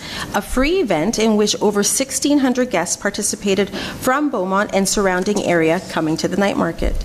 In 2017, we had an unprecedented amount of guests, slightly over 4,000 guests coming from Stony Plain, St. Albert, Sherwood Park, our community, and even as far as Calgary. And with a lot of hustle and a little bit of hard work, we had some great opportunities to be featured on some local media outlets, Global News, CTV News, as well as the local newspaper, Avenue Magazine, a really well-known YEG date night blog that I believe has about 20,000 followers on Instagram, as well as other social media platforms. This event has really helped businesses get recognized, and we'd like to humbly say that it's contributed to putting Beaumont further on the map for a business community. I would have to say it is due to the great board of EWE, all the volunteers and supporters within our community, a great marketing strategy and some hard work and sweat from all of this comes this event to fruition. Now we are very excited and planning for Beaumont Night Market 2018, and we are anticipating the same and highly likely possible more attendees to this year's night market. Our goal is 6,000 plus. We are also excited to have a new initiative, the Youth Initiative, in which our young entrepreneurs under the age of 18 can receive guidance and development of their business from a business coach and receive guidance with the marketing of their goods, branding, and sales and profit margin advice. At the moment, we have 2 young ladies between the ages of 9 and 11 that is wanting to participate, and they are in the development stage of their business. And at the night market, they would have a free table to showcase their product. So it is wonderful that we as a community have a successful event, and at the same time there are some challenges we are facing today. Due to the large number of guests that joined us last year, we need to anticipate in needing more space, and our strategy is to rent a super tent to be alongside the CCBCC in the east-facing parking lot. With the help of River City Events, we have come up with a plan to anticipate the crowds. The tent will increase the amount of square footage to allow vendors in the tent and not in the hallways of the CCBCC, and it will also add an effect to that rustic feel. Last year, their hallways were way too crowded, and we needed to change the venue for this year just a little bit to accommodate the crowd. Now, we could definitely go without a tent. However, the feedback was quite overwhelming, not just from the participants, but also from the vendors. I was a vendor at that market as well. We need more space. We did lose a lot of people very early on in the night because it just was too crowded. It was hard to navigate, and it would be great to have more space for the vendors so they could sell even more product. We would really like to keep this event in Beaumont, but unfortunately we don't have the infrastructure to house 4,000 plus guests at one event. So we're trying to problem solve by renting the tent in addition to having the space at the CCBCC. So far, the fundraising and sponsorship efforts have been going really great. And in total, just about $10,000 has been already raised. And that's used towards music, entertainment, all of the marketing efforts, and then we so far have $2,000 to the total $12,000 required to rent the super tent to expand the space and make our guests more comfortable. So on the last page of your packages, there is a platinum sponsor spot, and we would love to see the town of Beaumont be a sponsor to the Beaumont Night Market. Now, before you do any considering, let me give you some numbers to consider. We have showcased over 200 vendors and organizations in the last 2 years with our event. Last year, via a survey to our vendors, the vendors sold between 1,000 to over 3,000 per booth from the hours of 4:30 p.m. to 11 p.m. last year. That is close to $150,000 in sales from vendors alone. That's not even the ripple effect within our community. I also know that organizations like the Edinburgh Entourage were able to raise $1,600 at last year's event by selling cotton candy and popcorn. And obviously there's a ripple effect through the business community as well. That's really hard to quantify, but we definitely saw an increase of traffic at Chartier alone, both before the event, following the event, and then people coming back once they've tried our baked goods and our treats that we were selling at the event. Just in addition to that, kind of a small example, I had Carrie Skelton, who's a really well-known former radio host, and she's a current blogger, who reached out to me via social media saying, hey, I saw this really cool vendor at the Beaumont Night Market when I was there, and they sold these custom doormats. Who was it? So it was really great that we could redirect them back, that that's a business from Beaumont, and then she promoted that within her blog again, that this was found in Beaumont and she discovered it, which is kind of cool. So now, before we conclude our presentation, ourselves and EWE would like to thank the Town of Beaumont for the past support with promoting our event on your website, or signs, support and guidance from Kerry Hiltz. He's been fantastic with any questions or guidance that we may need. And the staff at the Community Centre, they are so kind and on hand at last year's event, and we are hoping that we can collaborate together again. So on behalf of Marlene, myself, of all the members of EWE, and also all of the participants of the Beaumont Night Market, we want to thank you for your time and consideration in supporting us monetarily for the 3rd annual Beaumont Night Market. Well, we really appreciate you coming in tonight.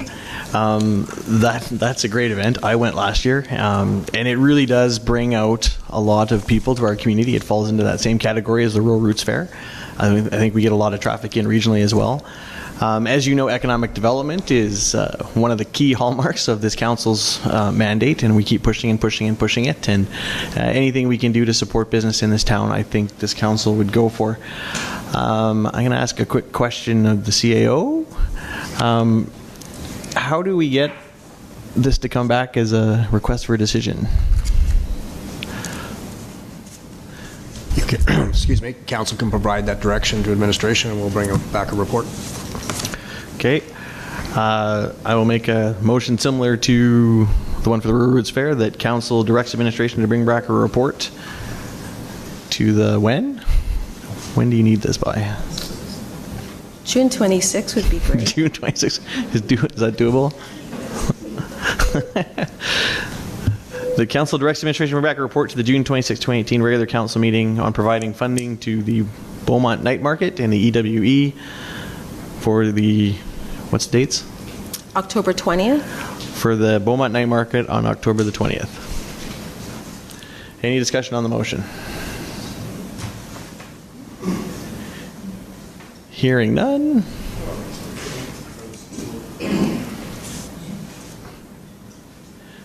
All in favor? That carries unanimously. Thank you very Thank you much very for your much. time. Thank you.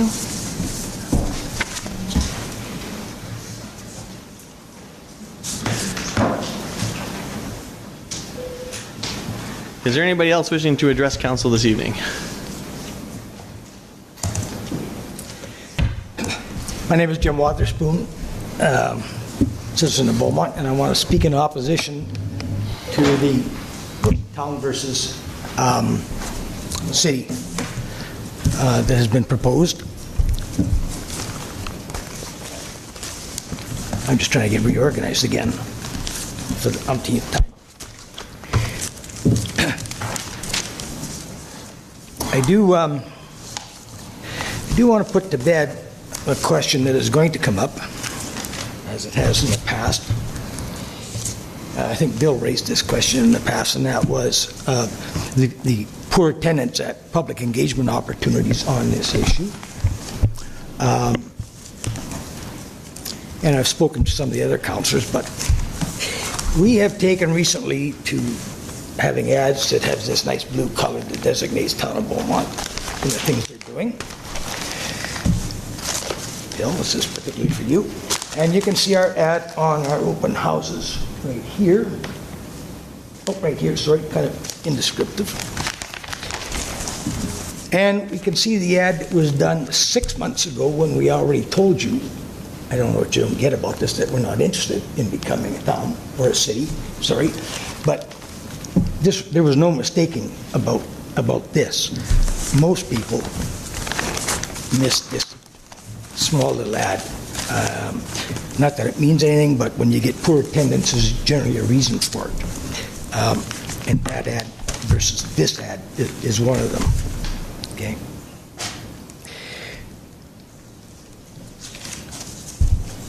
As an aside, at the council meeting a month ago, wait a minute, Bill, you made the comment that you're continually hearing about all the people who are not in favor of being a city, and you asked, where are they? And as I recall, 3 people sat at this table and gave presentations that they were not in favor, as well as a large editorial in the paper. There was nobody that got up and spoke in favor of that motion. Secondly, as a result of the last election, we the people, that's a term all of you should know, gave you a mandate to oversee the day-to-day business of this town, such as subdivision approval and that type of thing, the budget and so on. We gave you a mandate to guard the public purse, to make sure that we don't squander it. We did not give you a mandate to change the municipal status. That is reserved for we the people, I'm sorry. You have likened it to the daycare thing. I saved everything. And that was really the platform that you ran the election on, was daycare and how it should be publicly funded. But I don't understand how that has anything to do with moving the status from a town to a city. It doesn't come anywhere near it.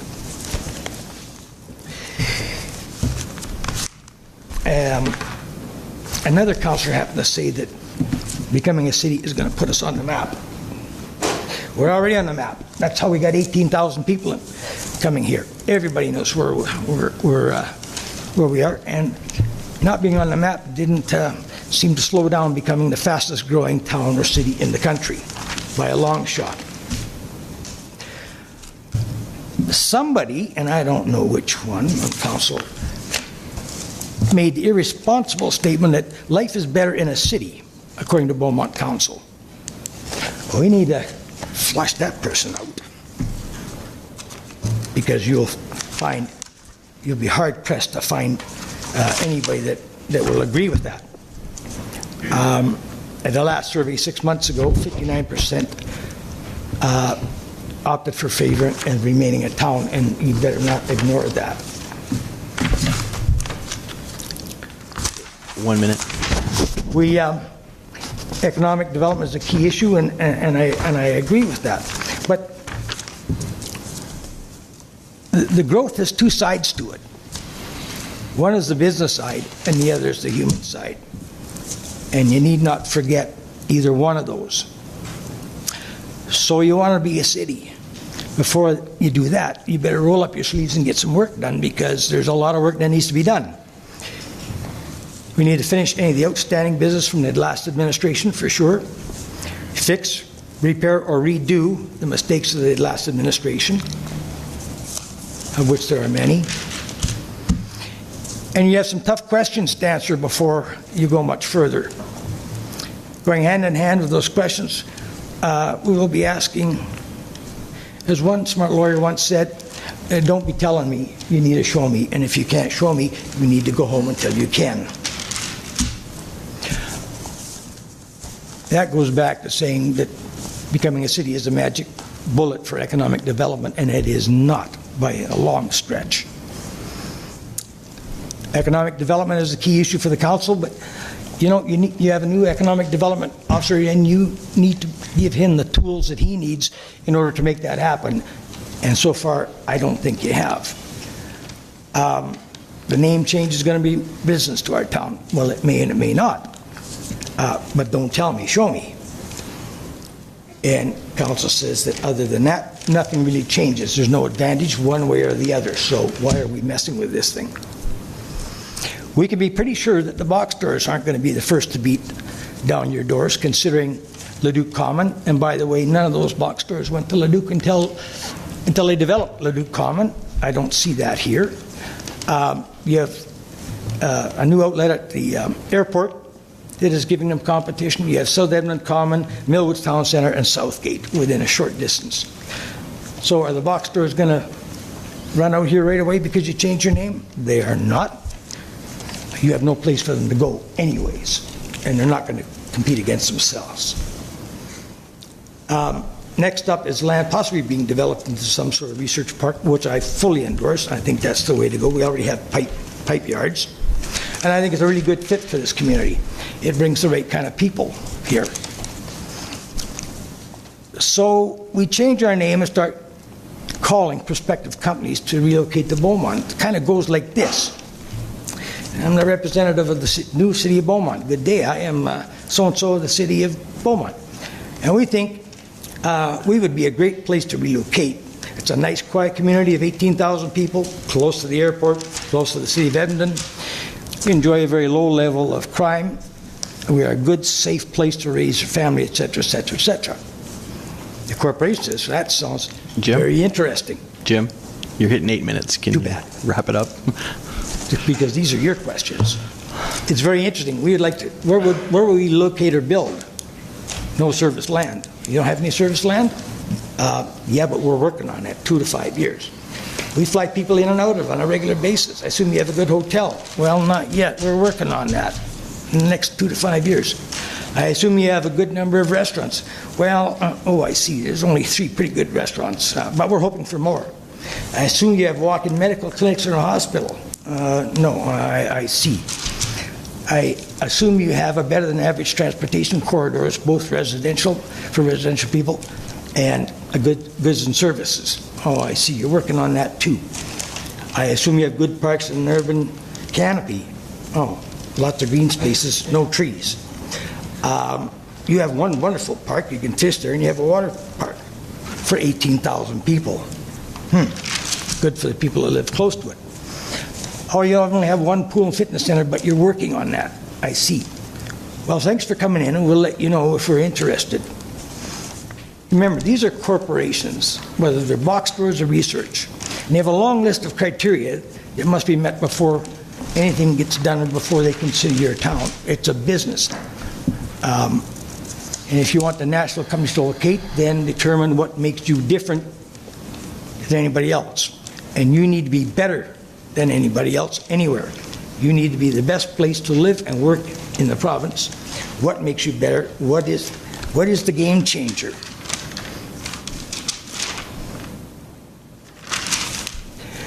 As it happens, it's just business, and you need to understand that. It's about money, nothing else, as far as those companies are concerned.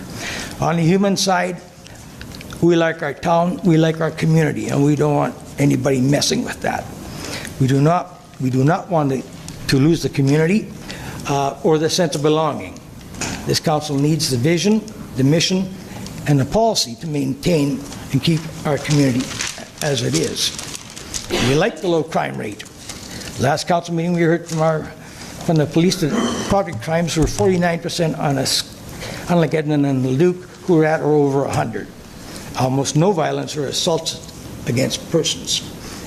We want this community to remain a good place to raise our children. We do not want to be like the other cities. They want to be like us. And remember, people left the city to come here. We don't want you to screw that up for us. Thank you very much. And what is it that's going to define your time? We'll take your presentation under advisement. Going forward, if you're going to come up and present, please stick to the 5 because we're going to start enforcing that rule. Thank you. Is there anybody else wishing to speak to council this evening?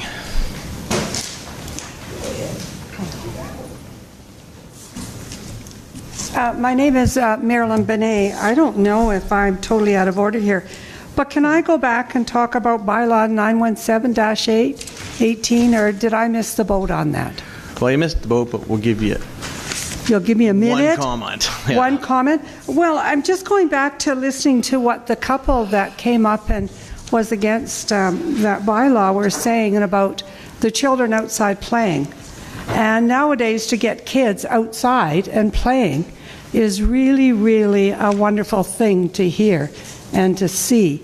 In our society, we worry about kids playing games and video games and not getting exercise. And I also heard the comment about the parking down there. I've witnessed that myself. I don't live in the area.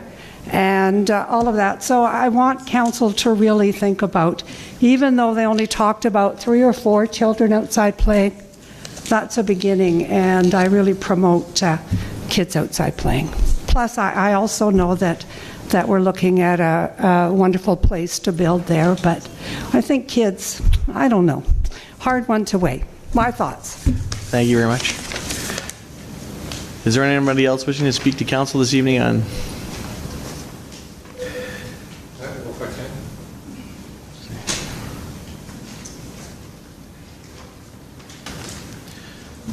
Quick comment from the CAO first. Sorry. Just a minute, Mr. Davis. One sec, sorry. Sorry, I want to, from a process perspective, remind council with the last speaker there that the public hearing was closed. So really those extra submissions, you've got to try and, you can't unhear them, I get that, but they're really not part of the public hearing. That was my bad. Apologize. I'll just write this down here. First of all, I want to thank everybody. I attended 2 of the open houses, and I want to thank everybody for taking the time to talk to me.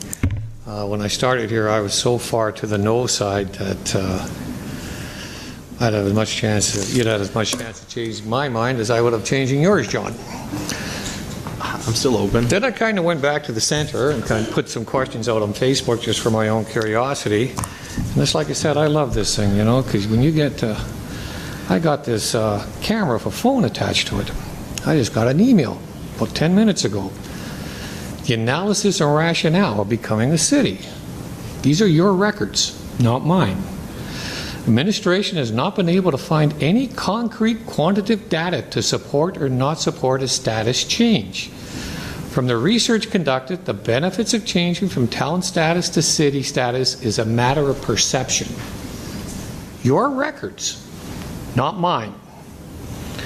Now, you've been using the gun analysis, no smoking gun. I don't know why we're using gun analysis in this day and age.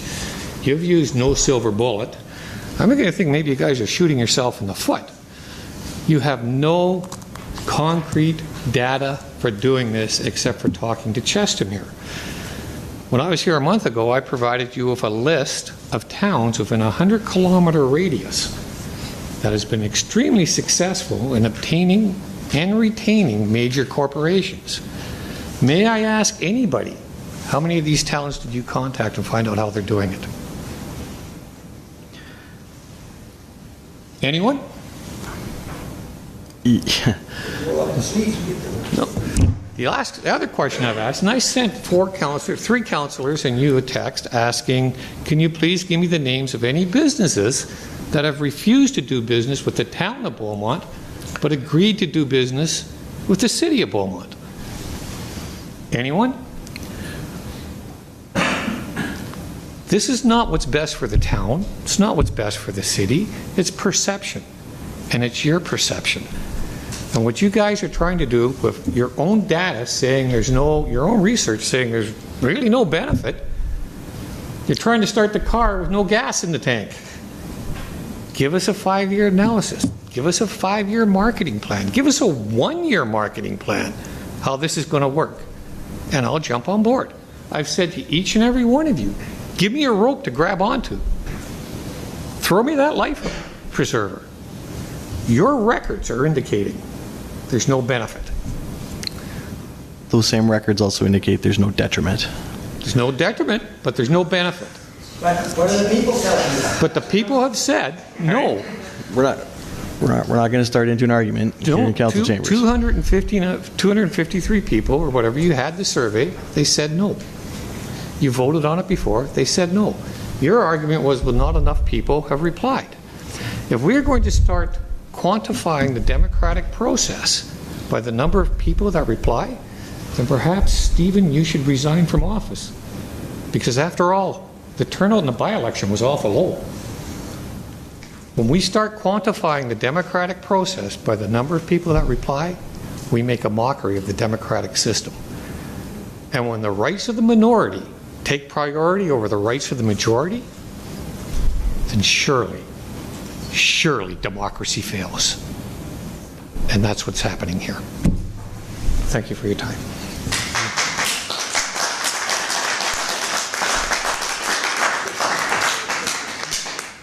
I think most of these people do not support the city, which you could ask them. And the names in this envelope, you could ask them. Yeah. Is there anybody else wishing to address council this evening?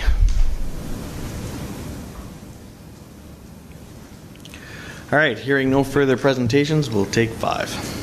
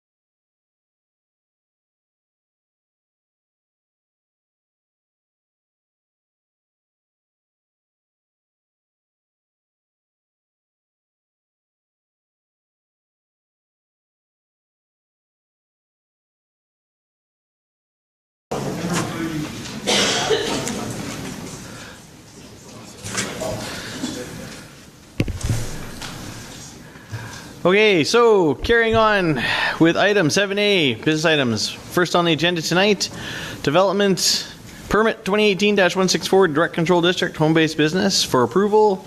Ms. Joanne Dargy. Thank you, Worship and members of Council. So a public hearing was held earlier in the evening with respect to this development permit, and no additional presentations were made. At this time, administration recommends approval of the development permit application and conditions as presented. If you have any questions, I would be happy to answer them. Thank you very much. Do I have a member of council prepared to move the motion? Councillor Barnhart. I have a question. Can I ask the question first? Or have to move it first? Move it and ask the question? Well, move it and ask the question. Okay, I'll move it and ask the question. Thank you. Thank you, Your Worship. And to Ms. Dargy. I guess I'm just concerned about whether it's abnormal or not for the applicant not to be approached and available to answer the questions, because it seemed you've raised that twice now. It was in the report, and then you told us that, and I'm just wondering, if there are complaints or there are concerns, how are we going to reach this person? So administration has reached out through different various forums, and we haven't heard back from the applicant. The reason for the public hearing was for the opportunity for the applicant to express any concerns that they might have with the conditions, because a direct control development permit application is not appealable to the Development Appeal Board. So this is his opportunity. I can only assume that by his absence, he's in agreement with the conditions. We have provided them to him. We have provided notification in different ways, and as well notification in the general newspaper. So he has been made aware of it, as far as we're aware, and by his absence can only mean agreement. But you can reach him if you need to. I mean, you have his information. We have his information based on the application. Okay, it's just that he didn't have any concerns. Yeah. Okay, thank you. Any other questions from members of council? Okay, so we'll call the vote that council approved development permit number 2018-164 for home-based business to be located at Lot 22, Block 1 Plan, 892-2096, also known as 5019 55 Street, with the development permit conditions as attached as attachment 1. All in favor? And that carries unanimously.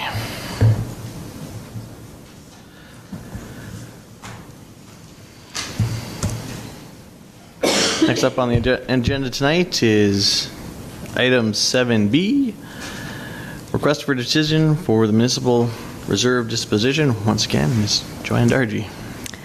A public hearing was held earlier in the evening, Your Worship and members of council, regarding the MR disposal, and no additional presentations were made with respect to the MR disposal.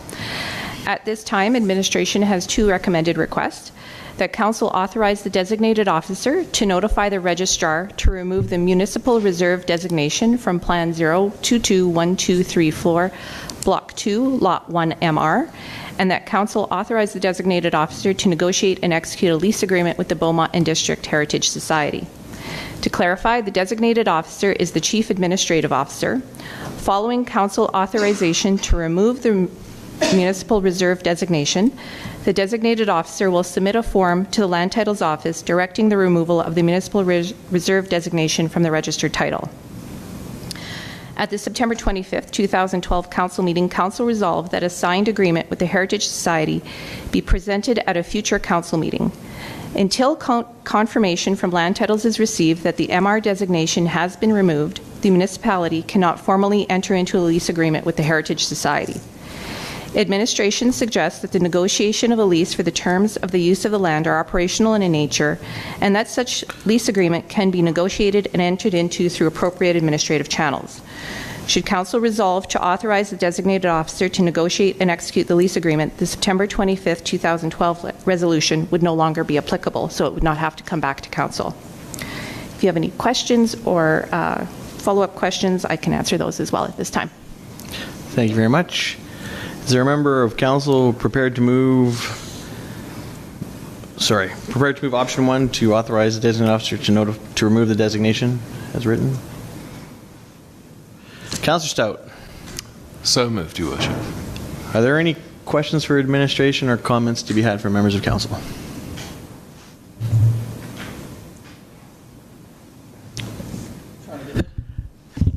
Thank you.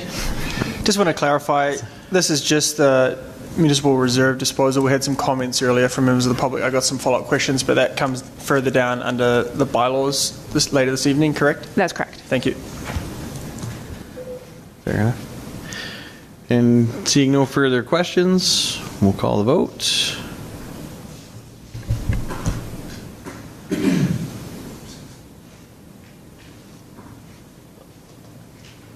Do you wish to speak?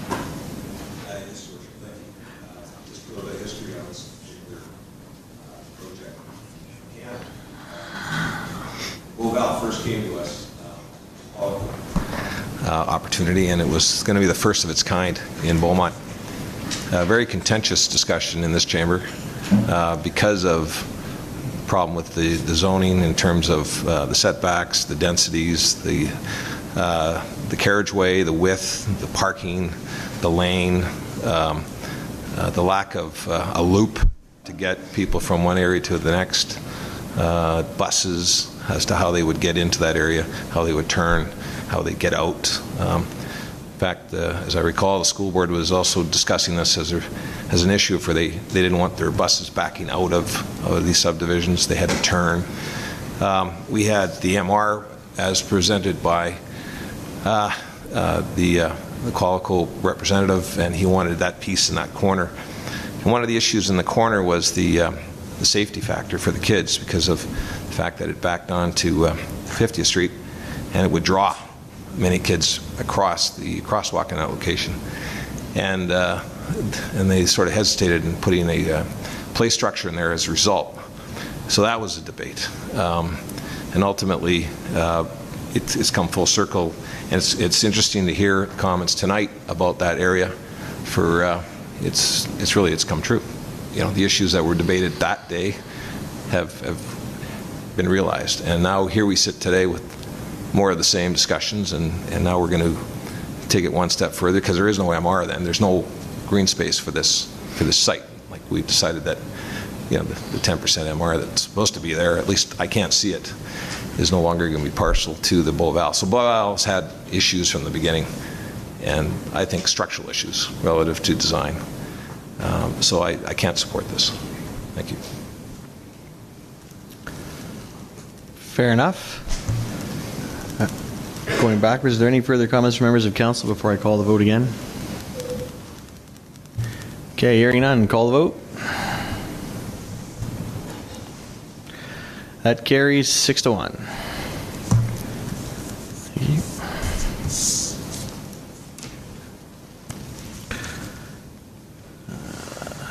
Next item on the agenda this evening is item 7C, Town of Beaumont to City of Beaumont, CAO.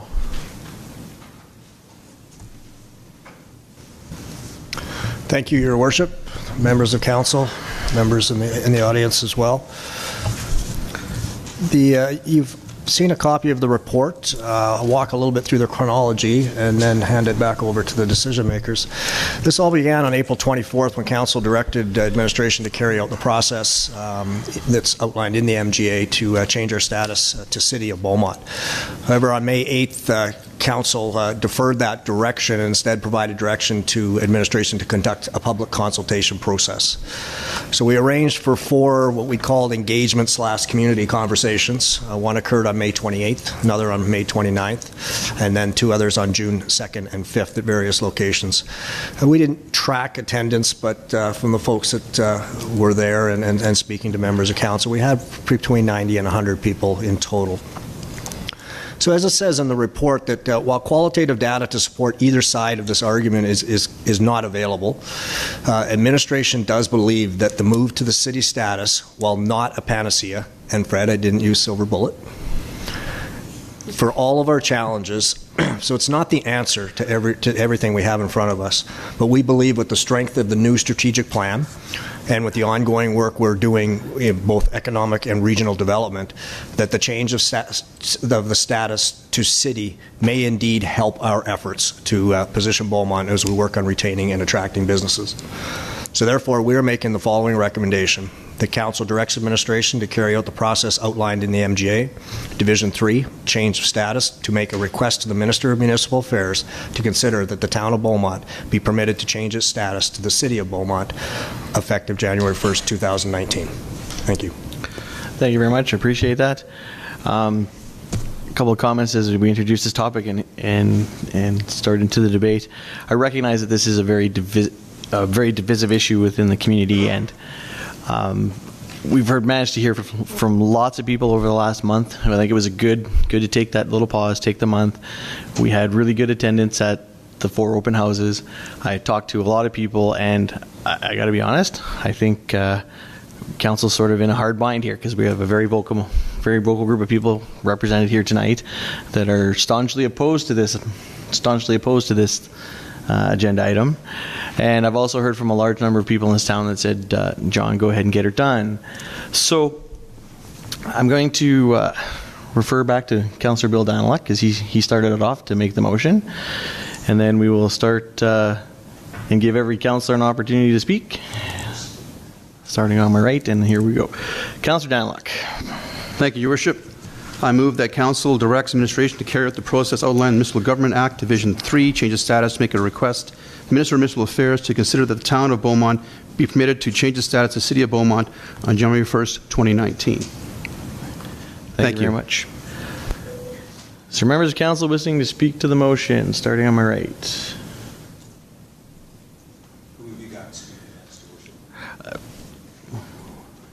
Whoever wants to go next. Thank you for the opportunity to speak this evening. This is an unforced error by this council. I believe this will leave a scar tissue within this group for the next 3 years plus to get us to the finish line. This will get cleaned up and resolved during the next election, I believe. You can't run on campaigns that don't have this included and make this your first really accomplishment within this council and not expect to have some pushback. I've been on this thing for 21 years now as a councillor.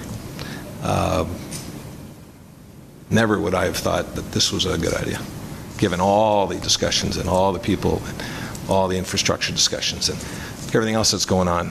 We are supposed to be unique. We're supposed to be one of a kind.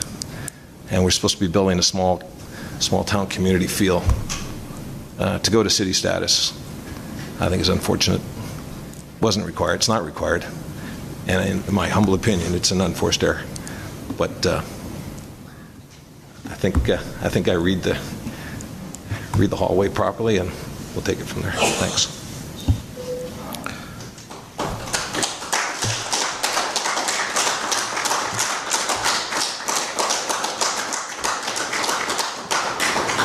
Councillor Van Newkirk. Hello, good evening. I've prepared a few remarks. City versus town. Tonight we vote on town versus city. First of all, I want to thank everyone who reached out directly to myself, reached out to council, and those who participated in person during the various engagement sessions. On this particular issue, engagement actually began in 2017, with the previous council completing a full month using various engagement methods. For those of you who know me and those who are still getting to know me, I want you to know that community engagement is very important to me. And just so everyone realizes, engagement goes both ways. It's a two-way street, from council to residents and from residents to council. So thank you for everyone who has reached out. I want you to know that I'm a person who seeks out information on both sides of any issue. As such, I want to share with you that I sought out conversation with the outgoing mayor of Lacombe, who took Lacombe from a town to a city. I've shared that with some folks, and shared some of the anecdotal things we chatted about that day. There were a lot of issues that Lacombe had, and it wasn't just town versus city. There were some larger issues that they dealt with. I also took some time and I reached out to the current mayor of Chestermere, and I had a good chat with the fellow, and I learned a lot from him as well. He inherited the city. He inherited a couple of other things. Both acknowledged that they both offered their perspectives on the town versus city issue. Both agreed that the change in municipal status was intended to be a part of the strategy to shift the residential commercial taxation ratio, of which Beaumont's is currently 95.5. As I shared in many conversations when asked my views, I believe that you and I cannot afford to continue to do everything in Beaumont solely on the backs of residents. We can't afford it. Look at all the asks we heard from the presenters tonight. Hard to not listen and hard to not want to help those groups out to bring people into Beaumont.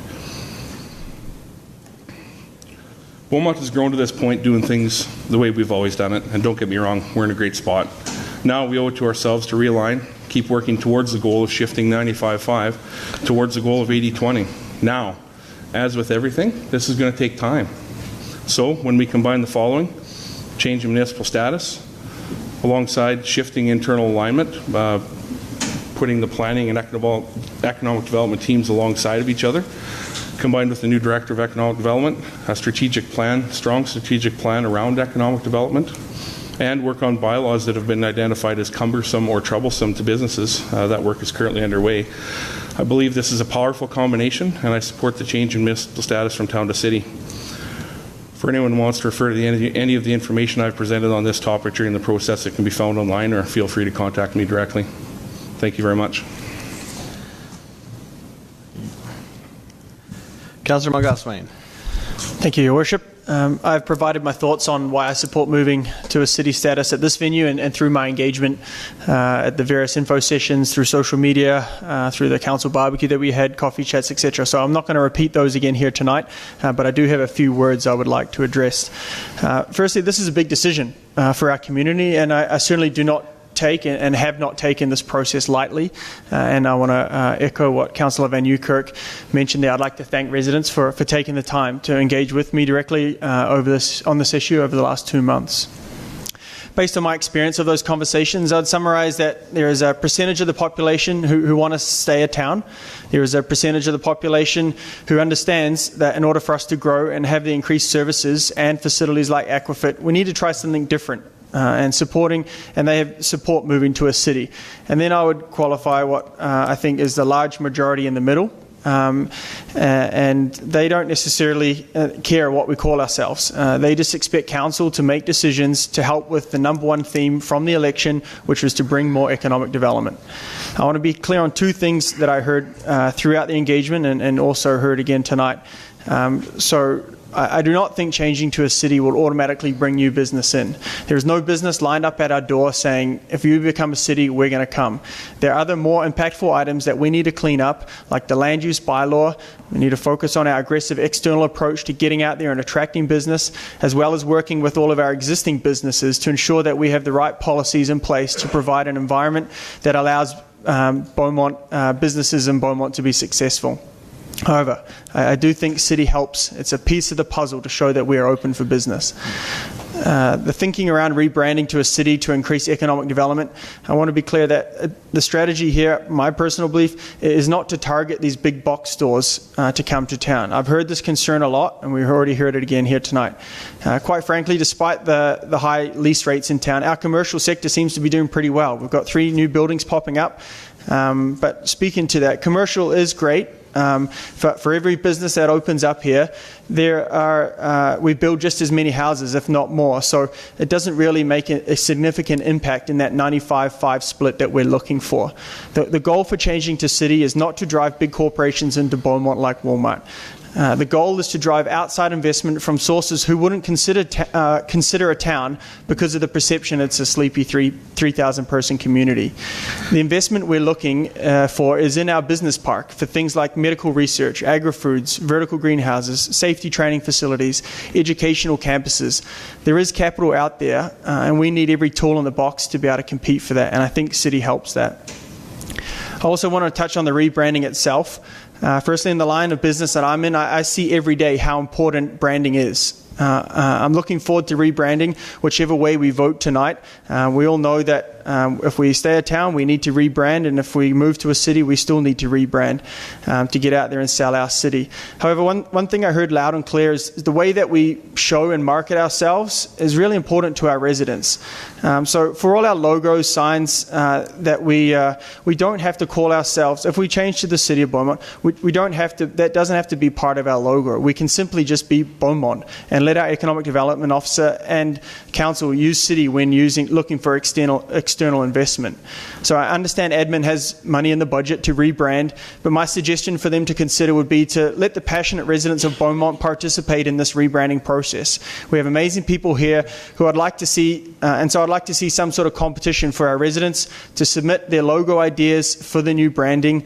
We can then pick a top 5 and send out a survey to the public. But essentially the idea is a great way to ensure that the logo is designed for Beaumont by Beaumont. In summary, I support the change status to city. Some people I've engaged with commented do not share my view that there is any upside for this, but that's okay.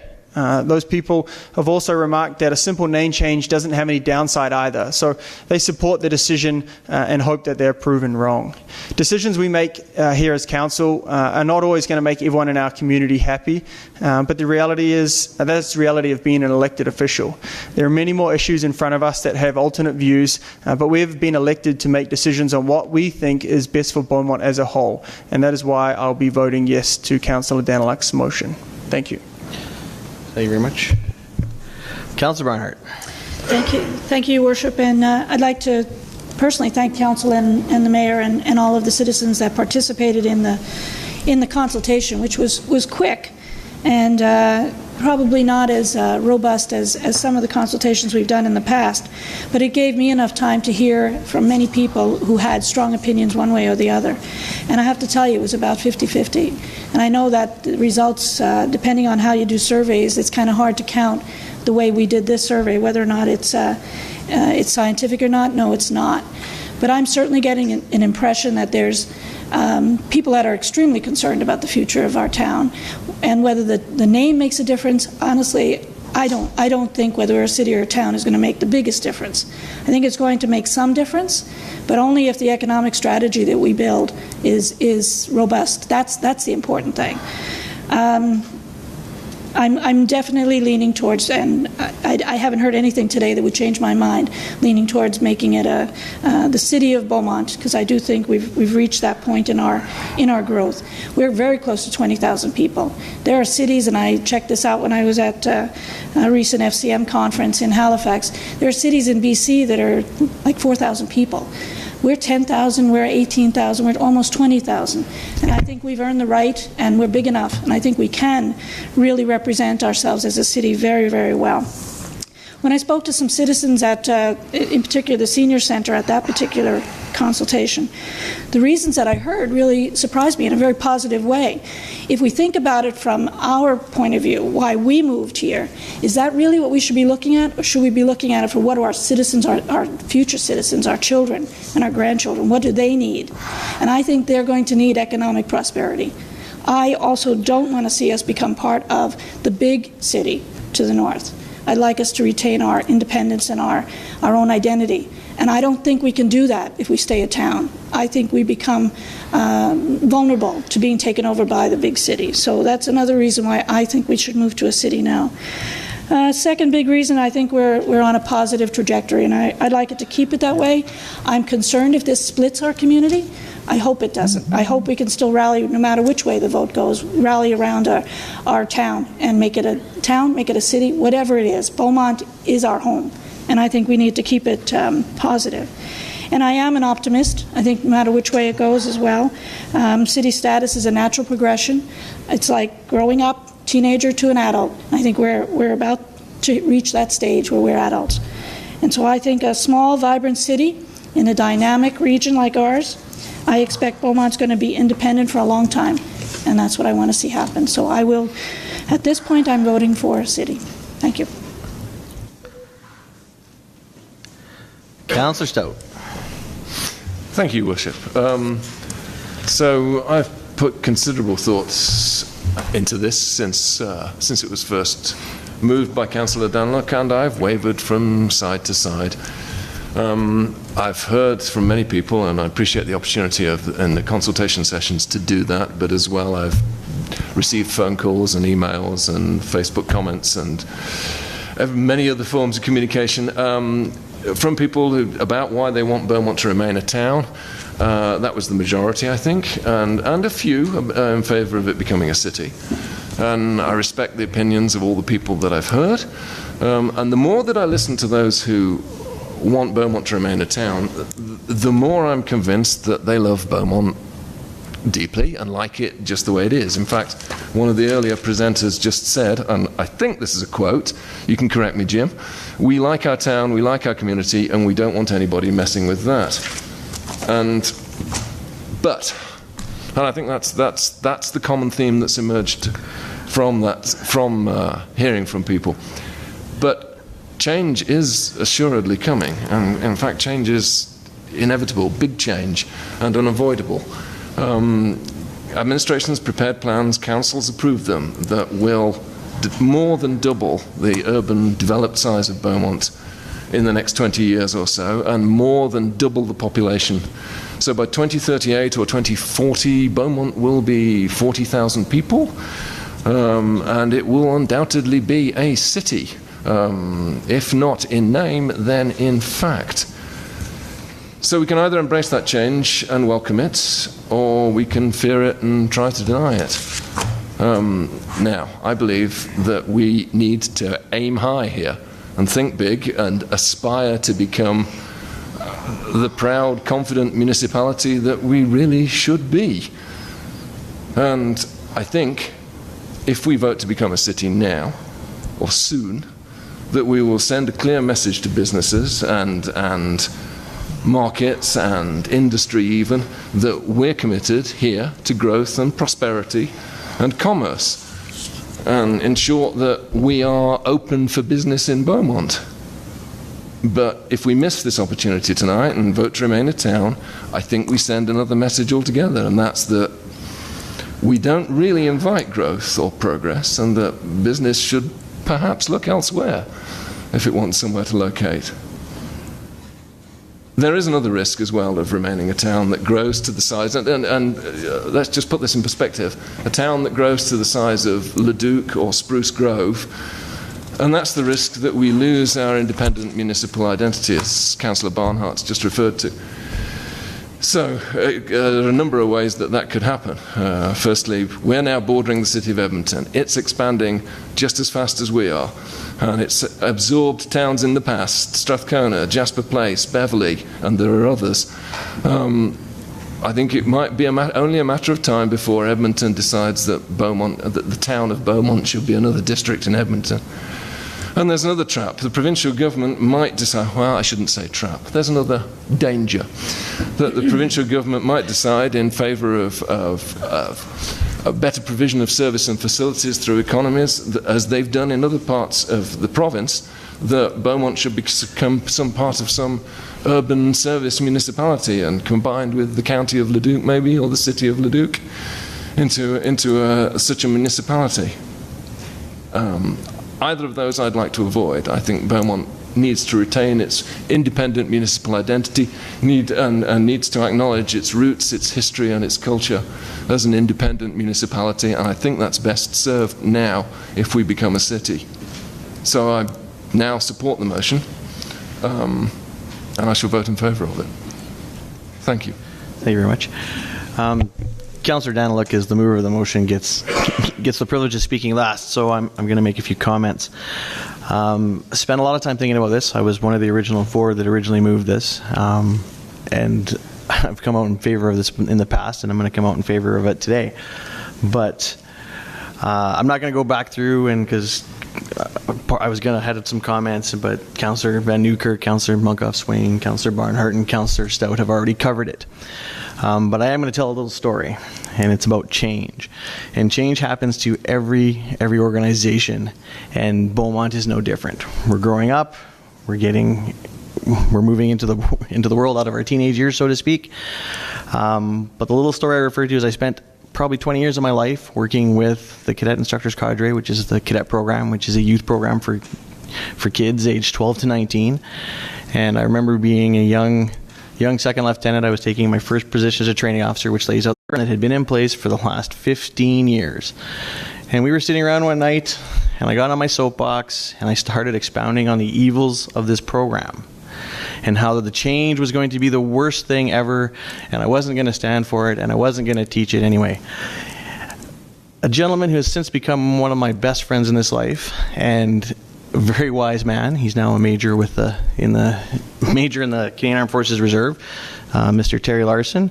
He kicked me off my soapbox, looked me straight in the eyes, and said, "Evolve or die." And I sort of went, "What?" And because he said it that blunt, looked me straight in the eyes and said, "Evolve or die." And then I started to, but my point is, no, evolve or die. And so that's where Beaumont is now, and that's what this council is struggling with, is trying to figure out how we evolve to bring this town into its next level, and to bring this town to its next place, and to make it the strong, vibrant town that we want it to be, and to change the perception in the region that we are young, dynamic, growing, and do that. And I think moving to city status will do that for us. And those are my final comments on it. Councillor Daniluk. Thank you, Your Worship. Thank you all for coming. I appreciate the passion in the room. This is democracy at its best.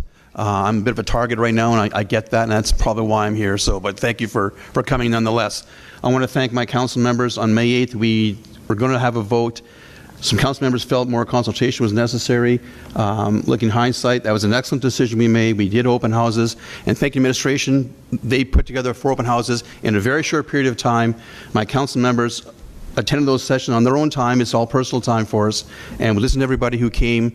And some came very passionately, some came less passionately to those discussions, and I thank you for doing that. As you know, it is my motion, so I'm going to be voting in favor of it, of course, so I won't reiterate all the colleagues' the comments this evening. I will suggest that the previous council did their very, very best to address this issue in their term. You may recall they did put it to a vote to become on the last October's plebiscite at the municipal election.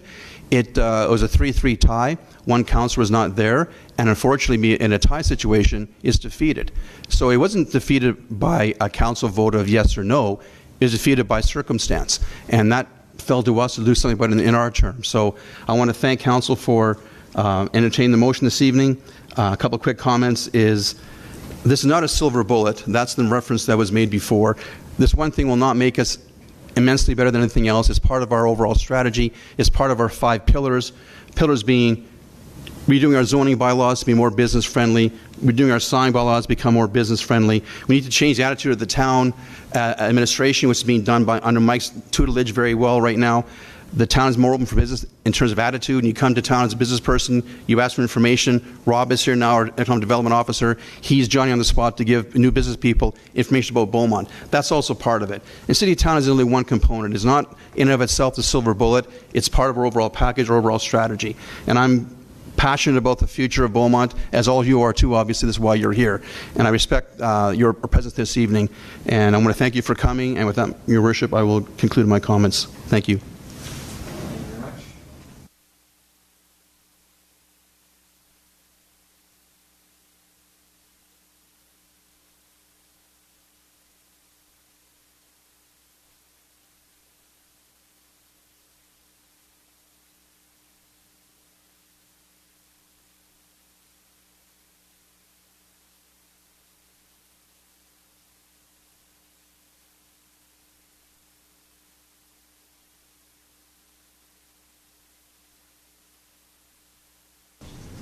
Your Worship, I want to back us up 2 reports. We missed, I missed bringing to your attention a second motion on the municipal reserve disposition, item 7B. If we could go back to that, if you could bring 7B back up.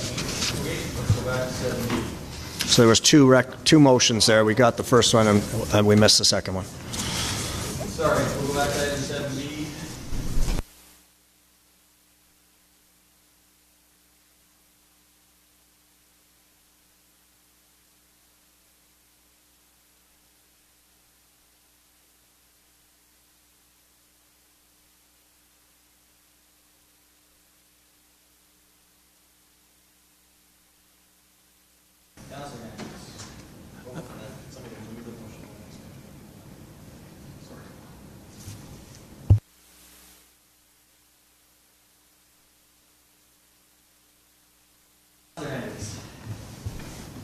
Thank you, Your Worship. To the administration, do we have a solution for the MR that's now being removed for these children?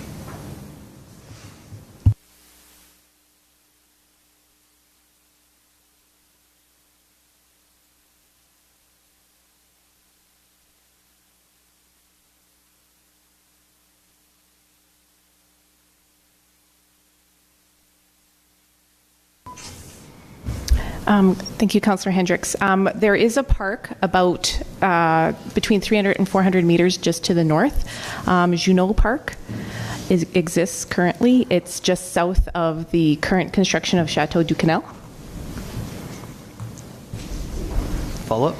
Yes. You get a area map, something that explains to the residents that, okay, we're going to get rid of this MR, but we're expecting that you're going to use that piece of food. Okay. Right?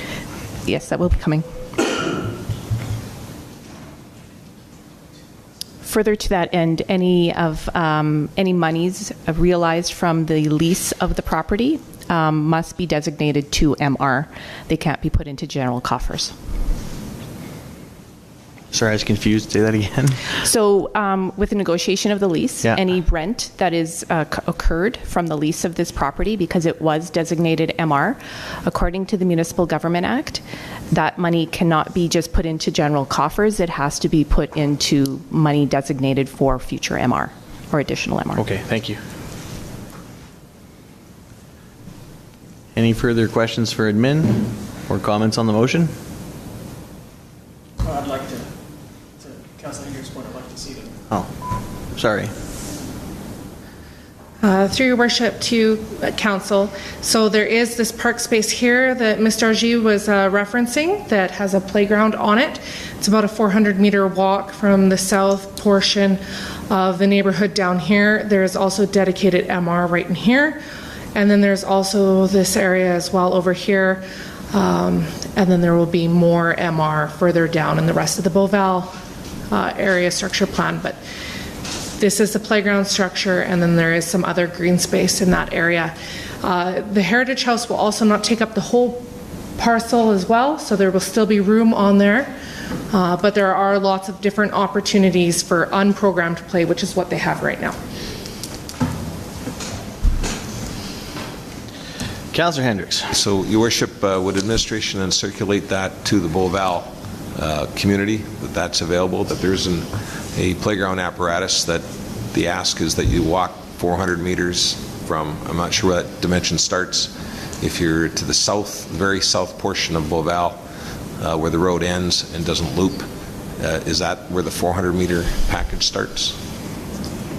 Starts basically right around here, and then we'll continue up through here. So it's not quite a 400-meter walk through here. It's more about 300 meters, and it's a little further as you go a little further out. No, so if you're on 50th Street, you would normally, and you're in Beauval Phase 1, and your children would normally just walk up the street and go to the green space that's currently on the corner, right? So that's the piece we're getting rid of, and now we're telling them they got to keep going north. So yeah. I'm asking, what's the dimension from, say if you're the last house in Beauval on the south side, and you got to walk to the park space, what's that dimension?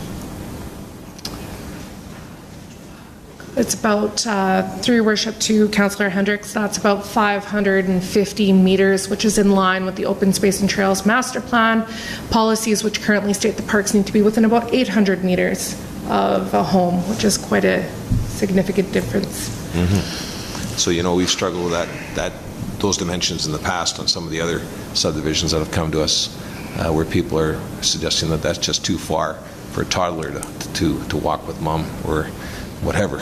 So I'm just pointing out that what was going to be the MR in that piece is now gone, and now we're going north. And I think it's prudent just to tell the public, the neighborhood, that that's the expectation, that you will now use that park.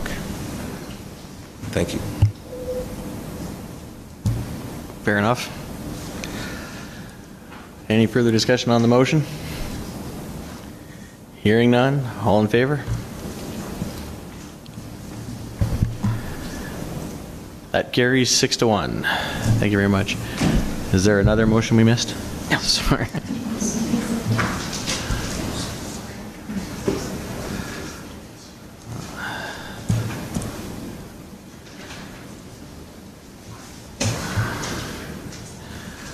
All right, back to item 7D. Our Beaumont Municipal Strategic Plan 2017 to 2021, CAO. Thank you, Your Worship, members of council, members of residents in the gallery. Before I talk about the strategic plan, I wanted to clarify something. This live streaming, we're still having difficulties.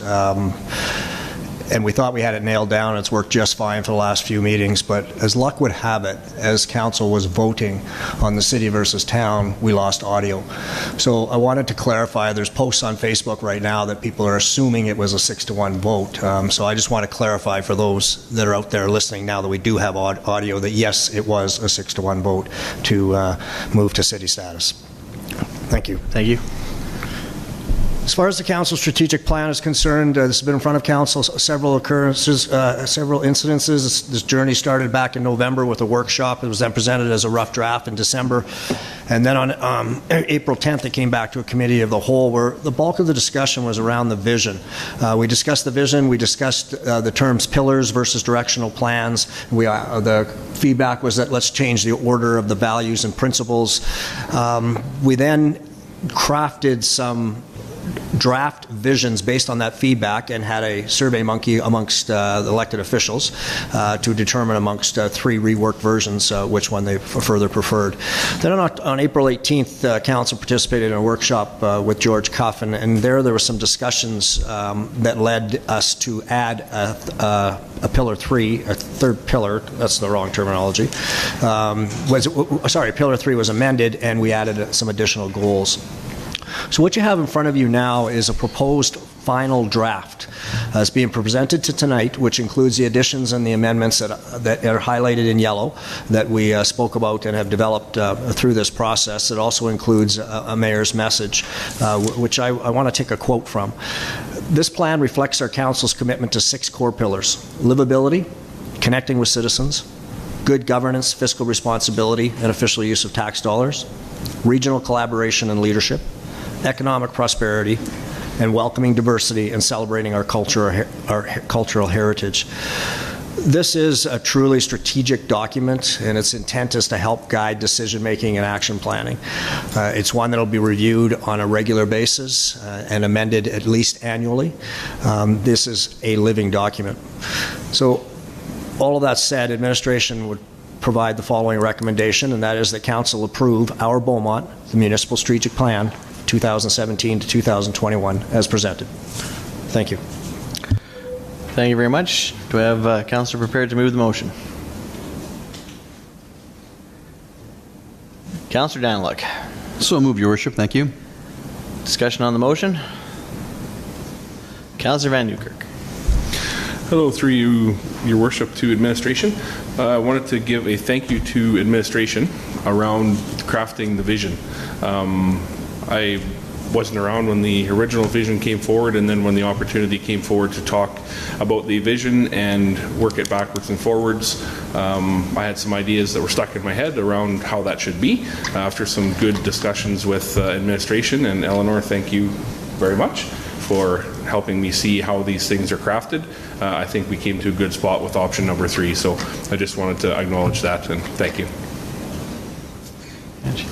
Any further comments? Councillor Munkoff-Swain. Thank you, Your Worship. Echo Councillor Van Newkirk's comments. I really enjoyed this process. I thought we took it in a really positive direction. I got pretty emotional reading the message from the mayor, as well as the message from the CAO. No, I'm serious.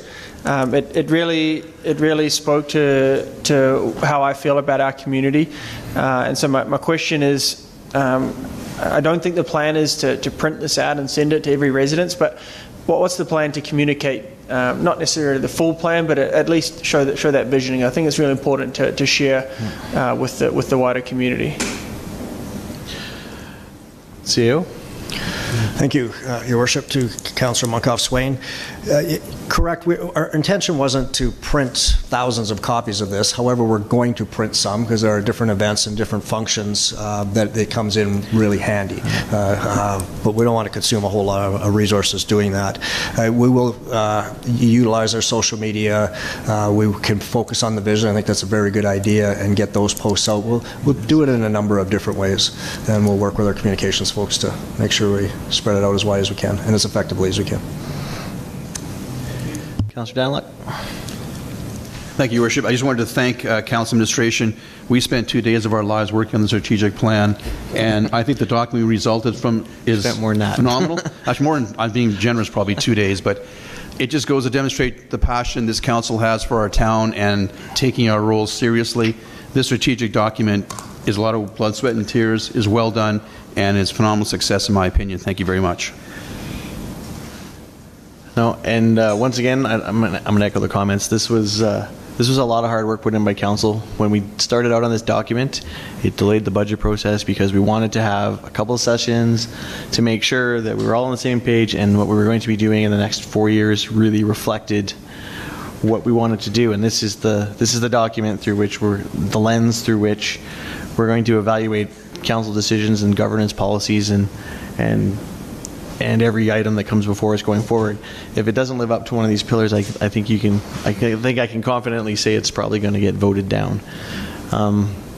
This is what we're going to do going forward, and as the CAO said, it's a living document. We have our first review of it coming up next week, where we're going to get to talk about various items and things, and council gets to have a general discussion about items relating to our community. So just as I call for the vote, once again, thank you very much, council. Thank you very much, administration, for all your hard work, and I really appreciate it going forward. If there's no further discussion, call the vote. Hang on. Oops, too far. All in favor? That carries unanimously. Next item on the agenda this evening is item 8A, Bylaw 905-18, Dance Road Phase 7 Land Use Bylaw Amendment for second and third reading. Mr. Wong.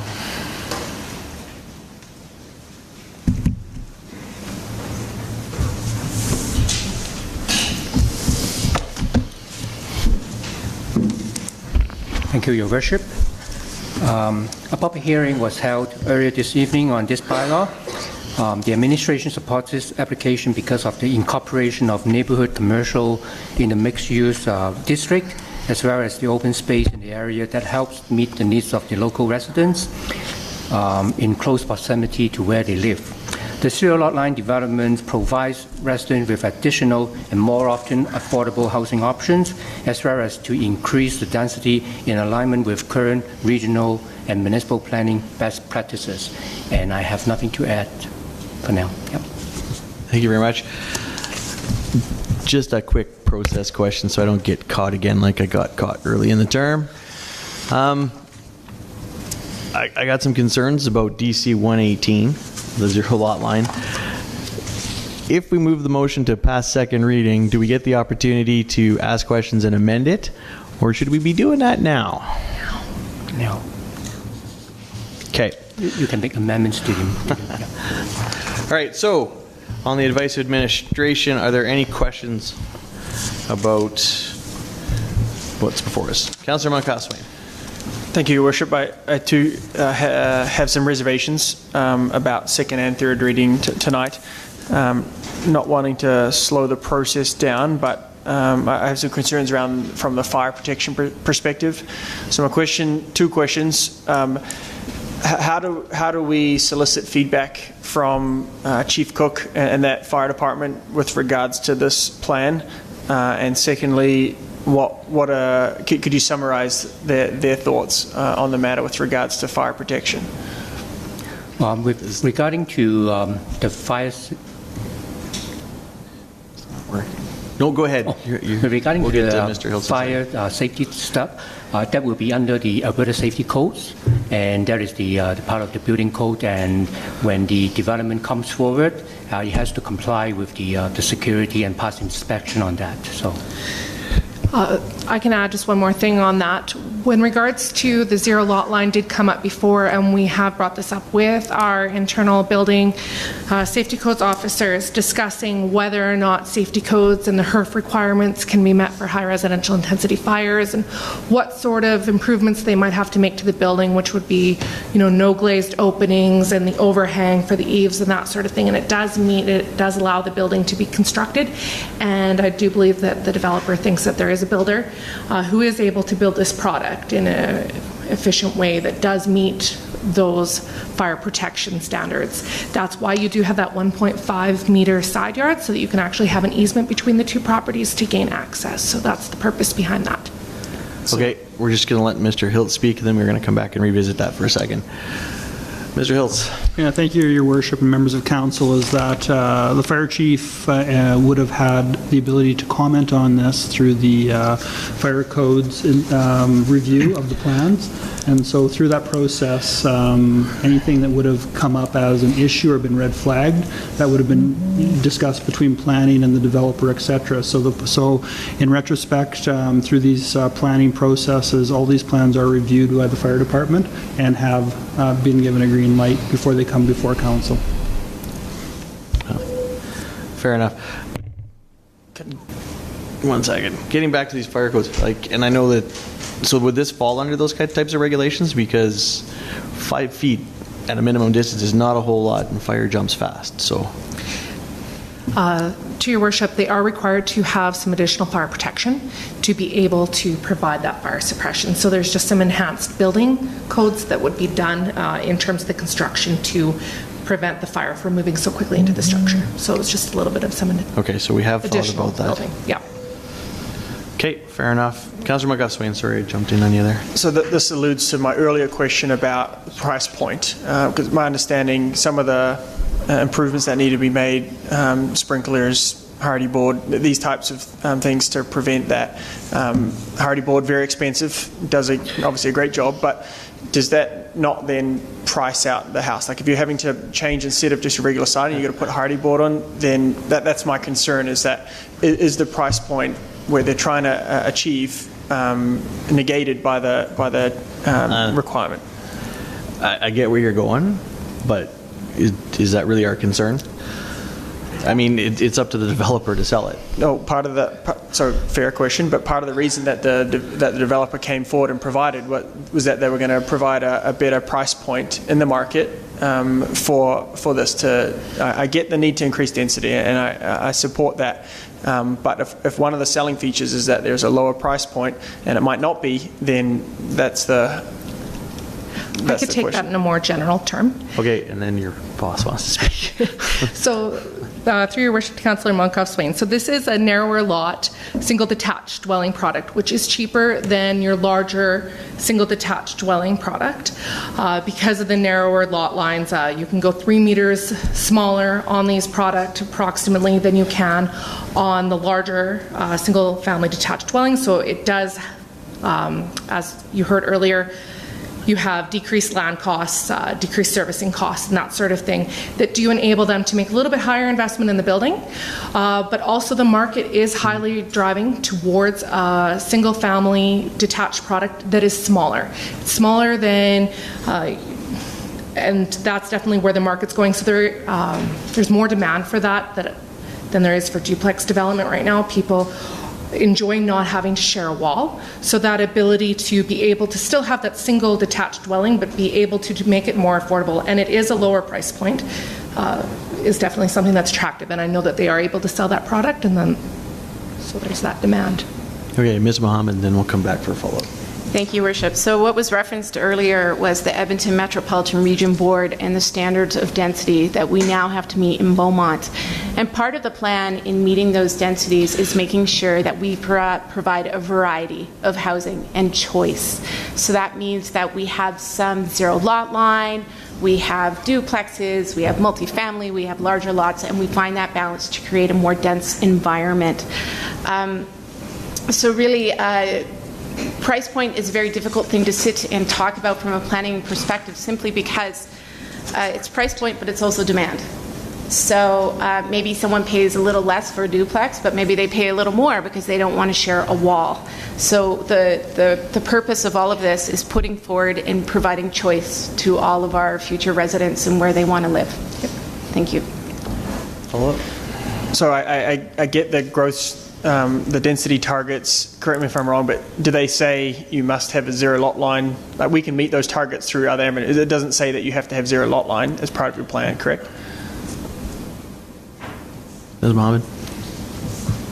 Thank you, Your Worship. That is correct. However, I would come back to the point of variety. And our developers, when we set out the regulations in the land use bylaw like this is to provide a lot of different options to accommodate the market. So in this case, the developer is bringing zero lot line because they believe that there is a market for this in Beaumont.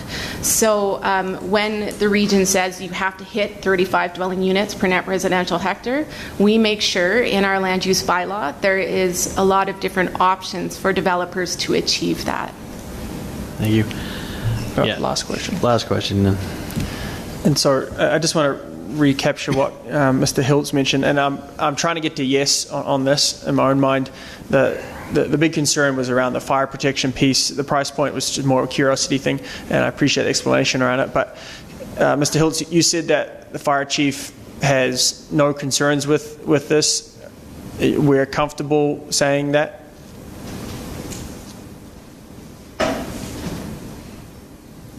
Ms. Hiltz. Yes, thank you, Your Worship. I can't speak for the fire chief. However, in our discussions that we've had in terms of the planning practices and things like that, he is, basically they are meeting the code requirements and the fire requirements that we move forward with. So he may have different opinions and things like that, but they are meeting these requirements. Ms. Mohammed, follow up?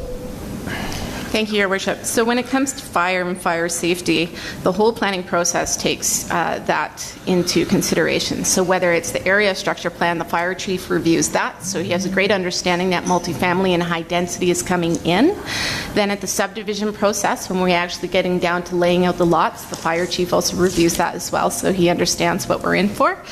And then when it comes to development and building code, again, they have to meet those safety codes and standards.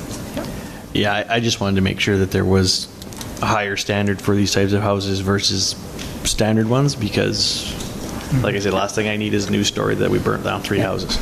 So, in principle, I don't have a problem with the zero lot line as long as we can keep the community safe. Yep. Mm-hmm. Yep. And it sounds like we can, so I'm good for it. Councillor Barnhart, you've been patient. Thank you. Yes, I have been. Thank you. Good questions, and covered some of my curiosity as well. I'm very supportive of this, and mainly not so much because I know all of the details. I do not. You know that about me. I leave that to the experts, but I do see that in our community we have to get to that density target some way, somehow. And I don't want to see too many high-rises if we can avoid that. I know we'll still have to have some of those as well at some point. But I like the... Well, we have to get to that density target's not an easy one to meet. And so because we have so many big homes on big lots. So, well, anyway, I guess my point is that affordability, accessibility, and I kind of resent a little bit of the comment around quality of life can't be as good in a home that's smaller. It certainly can be. Quality of life in a home depends on the family that's living there, not the size of the house or the amount of money you make or anything like that. So I think this is great, and I leave the fire chief and the fire experts and the permitting and all that good stuff to the people that build the houses, and I think it's a product we need in our community, so I'm supportive of it. Thank you. Thank you. Councillor Van Newkirk.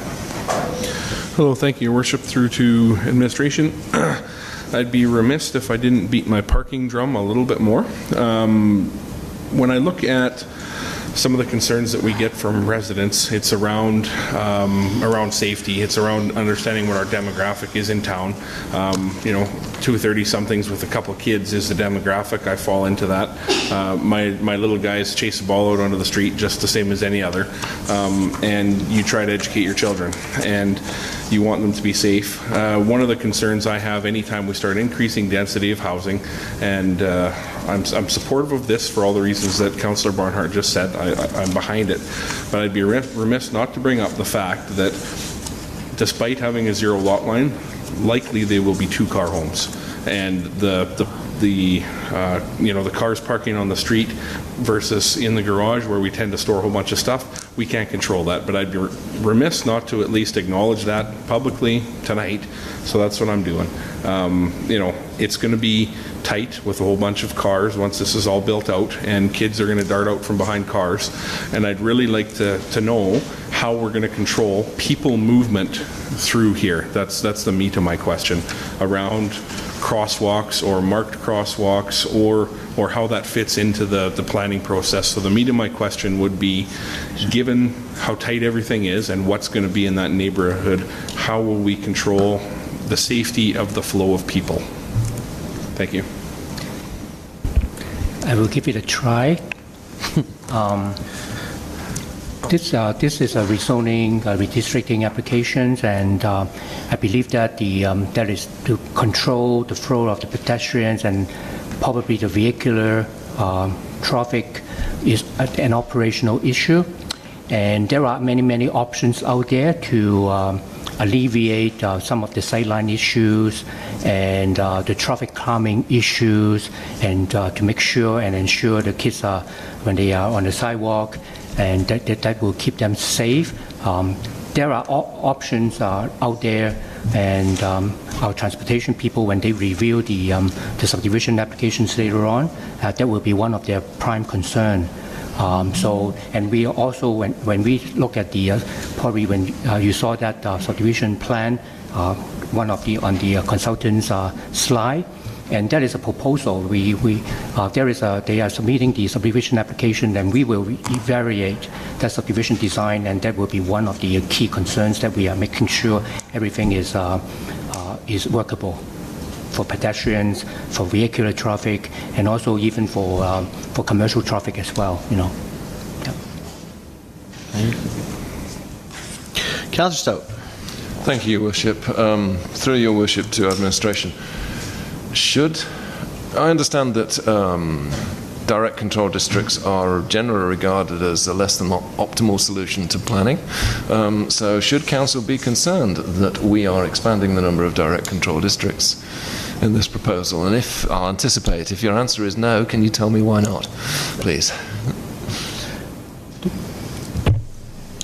The reason why we are going to have another direct control district, because the current land use bylaw doesn't have a conventional zoning that is suitable for the products that they are having. So that is why there is the direct control. And to speak to that point, as we go through the land use bylaw update from meeting a couple back, we're going to clean up these DCs. We will be trying to. Thank you. Just wanted that confirmation.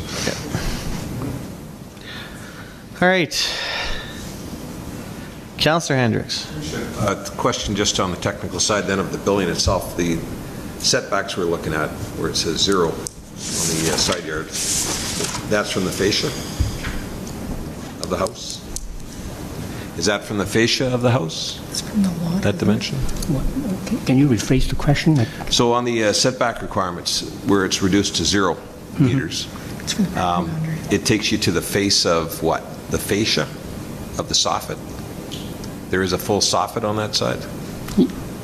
On the wall, right? On the zero or on the zero? Yeah, the wall will be right on the property line on that particular. Okay, where's the fascia and where's the soffit, or is there one? That will be up there. Yeah. So that will be. So are you? That's in that easement. Pardon me? That would be in that. So the one side would be 0, and then the other side is 1.5, and then it could be in. No. So I'm back to the question on the lot, on the property line itself, if we can call it that, the side yard. Where is the fascia? Actually, in the regulations there on the side, one side setback that is reduced to 0, and there is has to be an encroachment easement to allow that to happen, because there is a projection, right, of the 0.6 meters for encroachment for the easement, and that is between, there will be an easement register on the land title to ensure there is the proper access and that encroachment onto the sidewalk of the other person's property. Right. Yeah. So there's a 2-foot, 0.6 fascia soffit arrangement. Yep. And typically, when we talk about fires, and I'm assuming our fire marshal, fire chief has seen it, but the way these things spread, it's generally through the roof. You know, when they jump from property to property and they get through the soffit, they get into the roof. So there must be something being offered that would provide us with the protection that would ensure that that area is properly protected by way of either fire-rated drywall or whatever. It'd be neat to see what you've got to bring to us so that we can at least get some comfort that. Boy, let me just go ahead. Through your worship to Councillor Hendricks, that will be controlled through the building permit. When they go through and they review those plans, they wouldn't have ventilated soffits, and they would be required to have fire-rated drywall and that sort of thing. So when they go through and they put in that building permit, it would be designed for that lot and for that type of construction, recognizing the constraints. Otherwise, it wouldn't be able to pass the safety codes. So. Yeah, and the Alberta building code issues are issues that are handled by the province and handled by planning. So before us tonight, before we get back into the doors scenario again, this is a governance thing, and we need to remember that and keep out of the weeds. Councillor Montgaswain. Thank you, Worship. I'm happy to move. And I know we're not to there yet, but I don't know when in the process we need to talk about it, so I'm going to chat about it now. I'm happy to move the second and support the second reading, but I'm not move it. I'll move. I think unless there's a member of council wishing to change it. I want to just quickly touch on the third reading here. Sure. I'm personally not. Like, I appreciate that I don't have the confidence. I haven't been satisfied, I should say. I understand we've reached out, but I'm not satisfied. I don't have enough for me to vote yes on a third reading until we I'd like to see a report back from the fire chief on zero lot lines. I don't know how conventional that is or not. But for me, that would make me more comfortable to see that information in front of me from the fire chief. So I'm happy to support second reading, but I'd like to see some recommendation from the professionals, because that is my biggest concern. Yeah, I agree with you, but when it comes right down to it, he's going to come back and tell us that as long as they build towards the Alberta Building Code, it's legal to do. He's not going to give us any personal opinion, and there is ways in the Alberta Building Code to make that happen, so that these can be built and put up. So I'm going to disagree with you. That's fine. Sure. Would just like to put this forward, that we wouldn't be putting forward a bylaw that we didn't think could be developed in a safe manner. So as was alluded to by Mr. Hiltz and Ms. Mohammed, these do go to the fire department and they are reviewed, and then when this goes forward, it has to meet those provincial safety codes. Councillor Hendricks.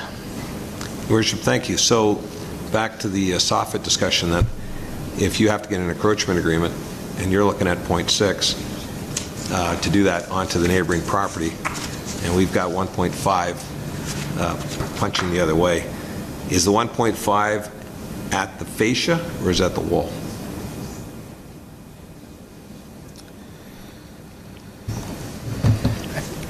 I think this is the wall. I believe that would be the 1.5 meters to the wall. It's 0.3 meters for an eave, and then 0.6 to the building footing itself. So the fascia on the 1.5 is 0.3 on one side and 0.6 on the other. The eaves can't be more than 0.9 to the adjacent building. Okay, so the answer I got on the first one was that it was 0.6. That's the whole encroachment for the footing. Right, on the fascia for the one that's on the zero lot line. Then you're on the next lot, and that's to the wall, so that's going to have another 0.6 on 1.5. So 1.5 less 1.2, right? So then you'd have 0.3 left between the two buildings. Is that correct?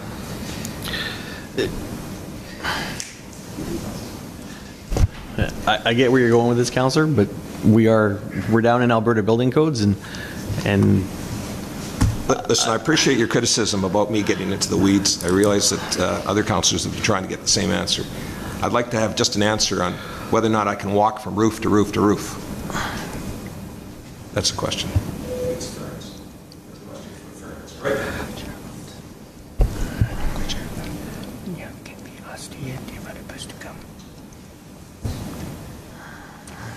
Ms. Mohammed.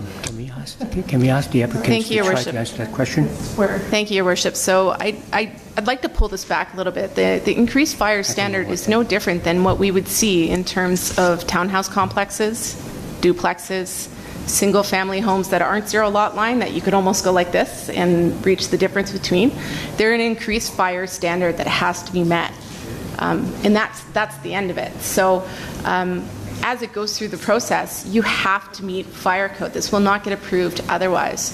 So whether it's a duplex, a townhouse, a multifamily, zero lot line, there's all those fire standards that have to be met. Whether it comes to building materials or access from fire trucks, so on and so forth. So I'd reiterate again that as we go through this planning process, the subdivision process, the fire chief does review these, and then we go through that safety code and fire code process as it further develops out. Thank you. Councillor Hendricks.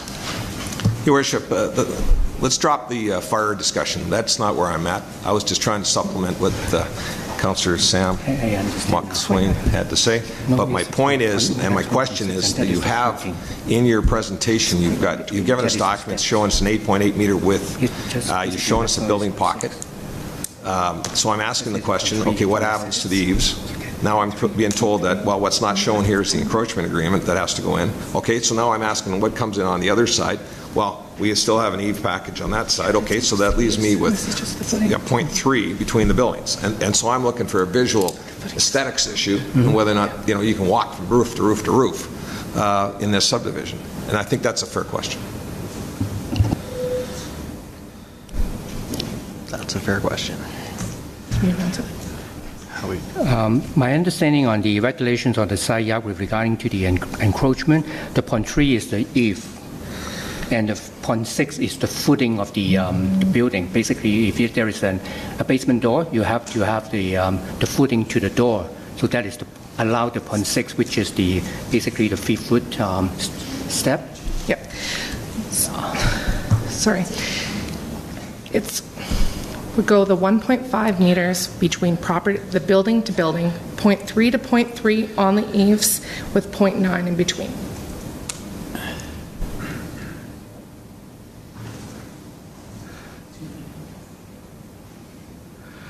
Okay. Do I have a councillor prepared to move second reading? Councillor Barnhart.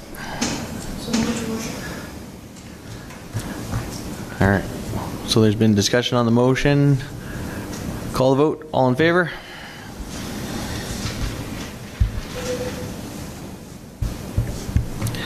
That carries 6-1. Do I have a councillor prepared to move third reading? Councillor Barnhart.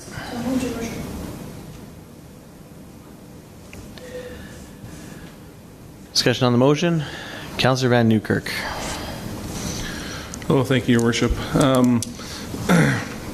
One comment that I want to make as this moves forward is around the product, the package, and the spacing. I very much appreciate what Councillor Hendricks is working towards here.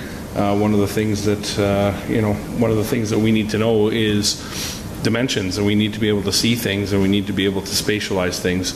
I just want to comment that I think that was missing from the presentation around that visualization. I've drawn a note in front of me here. It's helped me put the pieces together. Thank you for those questions, Councillor Hendricks. Operationally, I want to make a comment that typically a 1.5 meter yard in between two buildings is mismanaged and full of weeds and yucky, and nothing can grow there. So that's just a comment that I know that's not for tonight, and I know I'm in the weeds, but that's a comment on the product. So that's all from me. Thank you. Call the question. All in favor?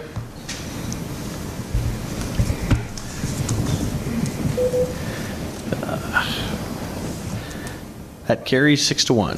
Thank you very much. Oops, hang on. That carries 5-2.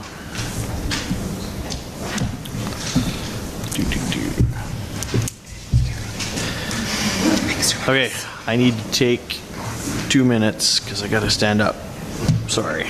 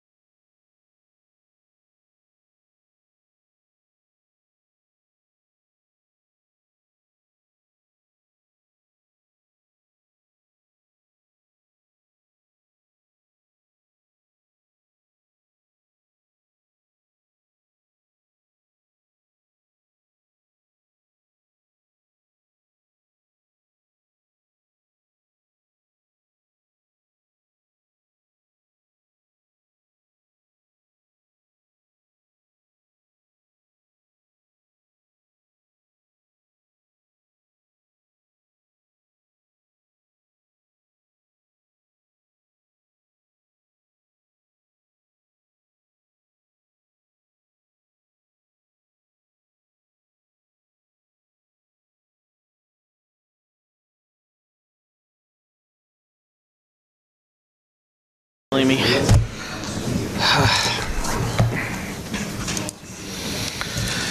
Okay, bylaw 8B. Bylaw 917-18, Public Recreation Services District Land Use Bylaw Amendment, second and third. Ms. Dargy. Thank you, Your Worship, and members of council. So a public hearing was held earlier in the evening, and we heard two presentations. Concerns with parking associated with the development were expressed. To confirm process, the parking regulations for a community center, which is what we're looking to add as a permitted use in the Public Recreation Services District, those parking regulations are 12 spaces per 100 square meters of gross floor area.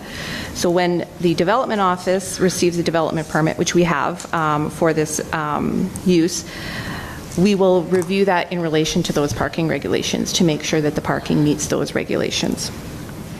And it's currently being reviewed now. The development will need to meet the regulations associated with the zoning, and if it doesn't, then an application for a variance will need to be submitted as well to the development officer. Should a variance be applied for, notification would be provided to adjacent landowners who would then have an opportunity to appeal the decision of the development officer to the Development Appeal Board and to have their concerns heard in relation to the specific development. So that would go to the process, and that's how they would be able to express their concerns associated with parking in relation to this development. At this time, administration recommends that council give second and third reading to bylaw 917-18 to add community centers as a permitted use in the Public Recreation Services District of the Land Use Bylaw, which would accommodate relocation of the St. Jacques House. Thank you very much. Do I have a member of council that will move second reading? Councillor Stout. So moved, Your Worship. Discussion on the motion. Councillor Van Newkirk. Hello, through your worship to administration. Just wanted to make a comment around when it's all said and done. So the building will be on the property. There will be parking stalls there.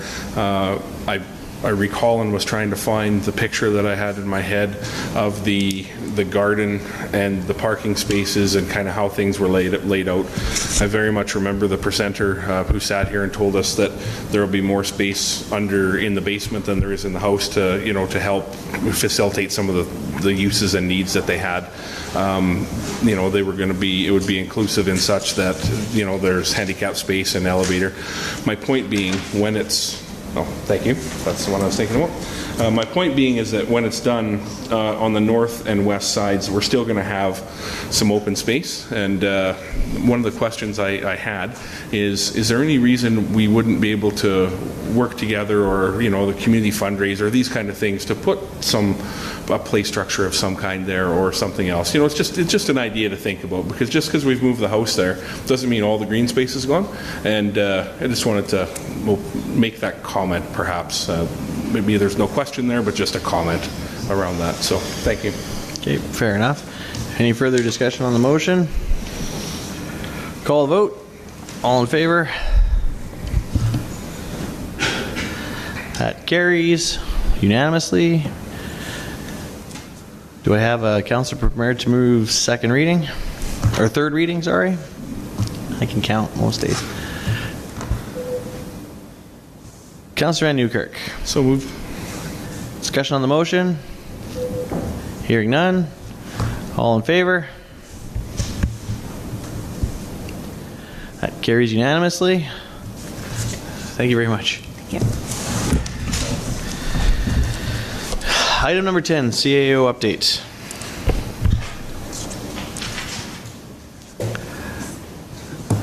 Thank you, Your Worship. I think in the interest of time, we'll forego the CAO update. I didn't have nothing too serious anyhow. Thank you very much. There being no correspondence, sorry. Councillor Van Newkirk. Hello. Are we able to, I guess, address questions of the CAO, or are we foregoing that as well, or? No, this is the time to ask questions. Okay. Just a question. I'd like to bring up the question of water bans and water use. We recently experienced a water ban, and there was a lot of questions that were asked, a lot of things publicly. A lot of people didn't understand what was happening, couldn't wrap their heads around why, because we didn't have a whole bunch of answers. For better or for worse, I took it upon myself to put some information out there the best that I could, and then I asked a bunch of questions of administration around, some water supply issues and such, and as such, we've got a response for that, and thank you for that. I would like to suggest that we look more broadly at and consider putting out a FAQs on our water system in Beaumont. I think we heard loud and clear that residents want to know and they want to have comfort around their water supply, where it comes from, how we store it, how we deal with it, and understand why we make the decisions we do. Residents wanted to understand why our water park was closed and someone who gets their same water from the same place was open. And there are answers to that. And, different councillors, we tried to step in and do that in the absence of some immediate support, because administration has a lot on their plate, and I very much respect that. My comment would be for consideration to put out a more formal FAQ understanding of our water system for residents to gain some knowledge from. I'm open to feedback from fellow councillors and administration on how to best put that information together to share it with people and help them understand how we make the decisions we do. Not sure where we go from there, Your Worship. Mr. Schwartz. Thank you, Your Worship. Through to Councillor Van Newkirk. Administration is in the process of developing a list of FAQs on that very topic for that very reason. So, thank you. Perfect. Any anticipated timeline on that? Ms. Mohammed? In the coming weeks. Okay. Yeah. Thank you. All right. Are there any notices of motion? Okay, hearing none. Can I get a motion to move in camera? Councillor Danlock. So move, Your Worship. Thank you. All in favor? Yeah, sorry.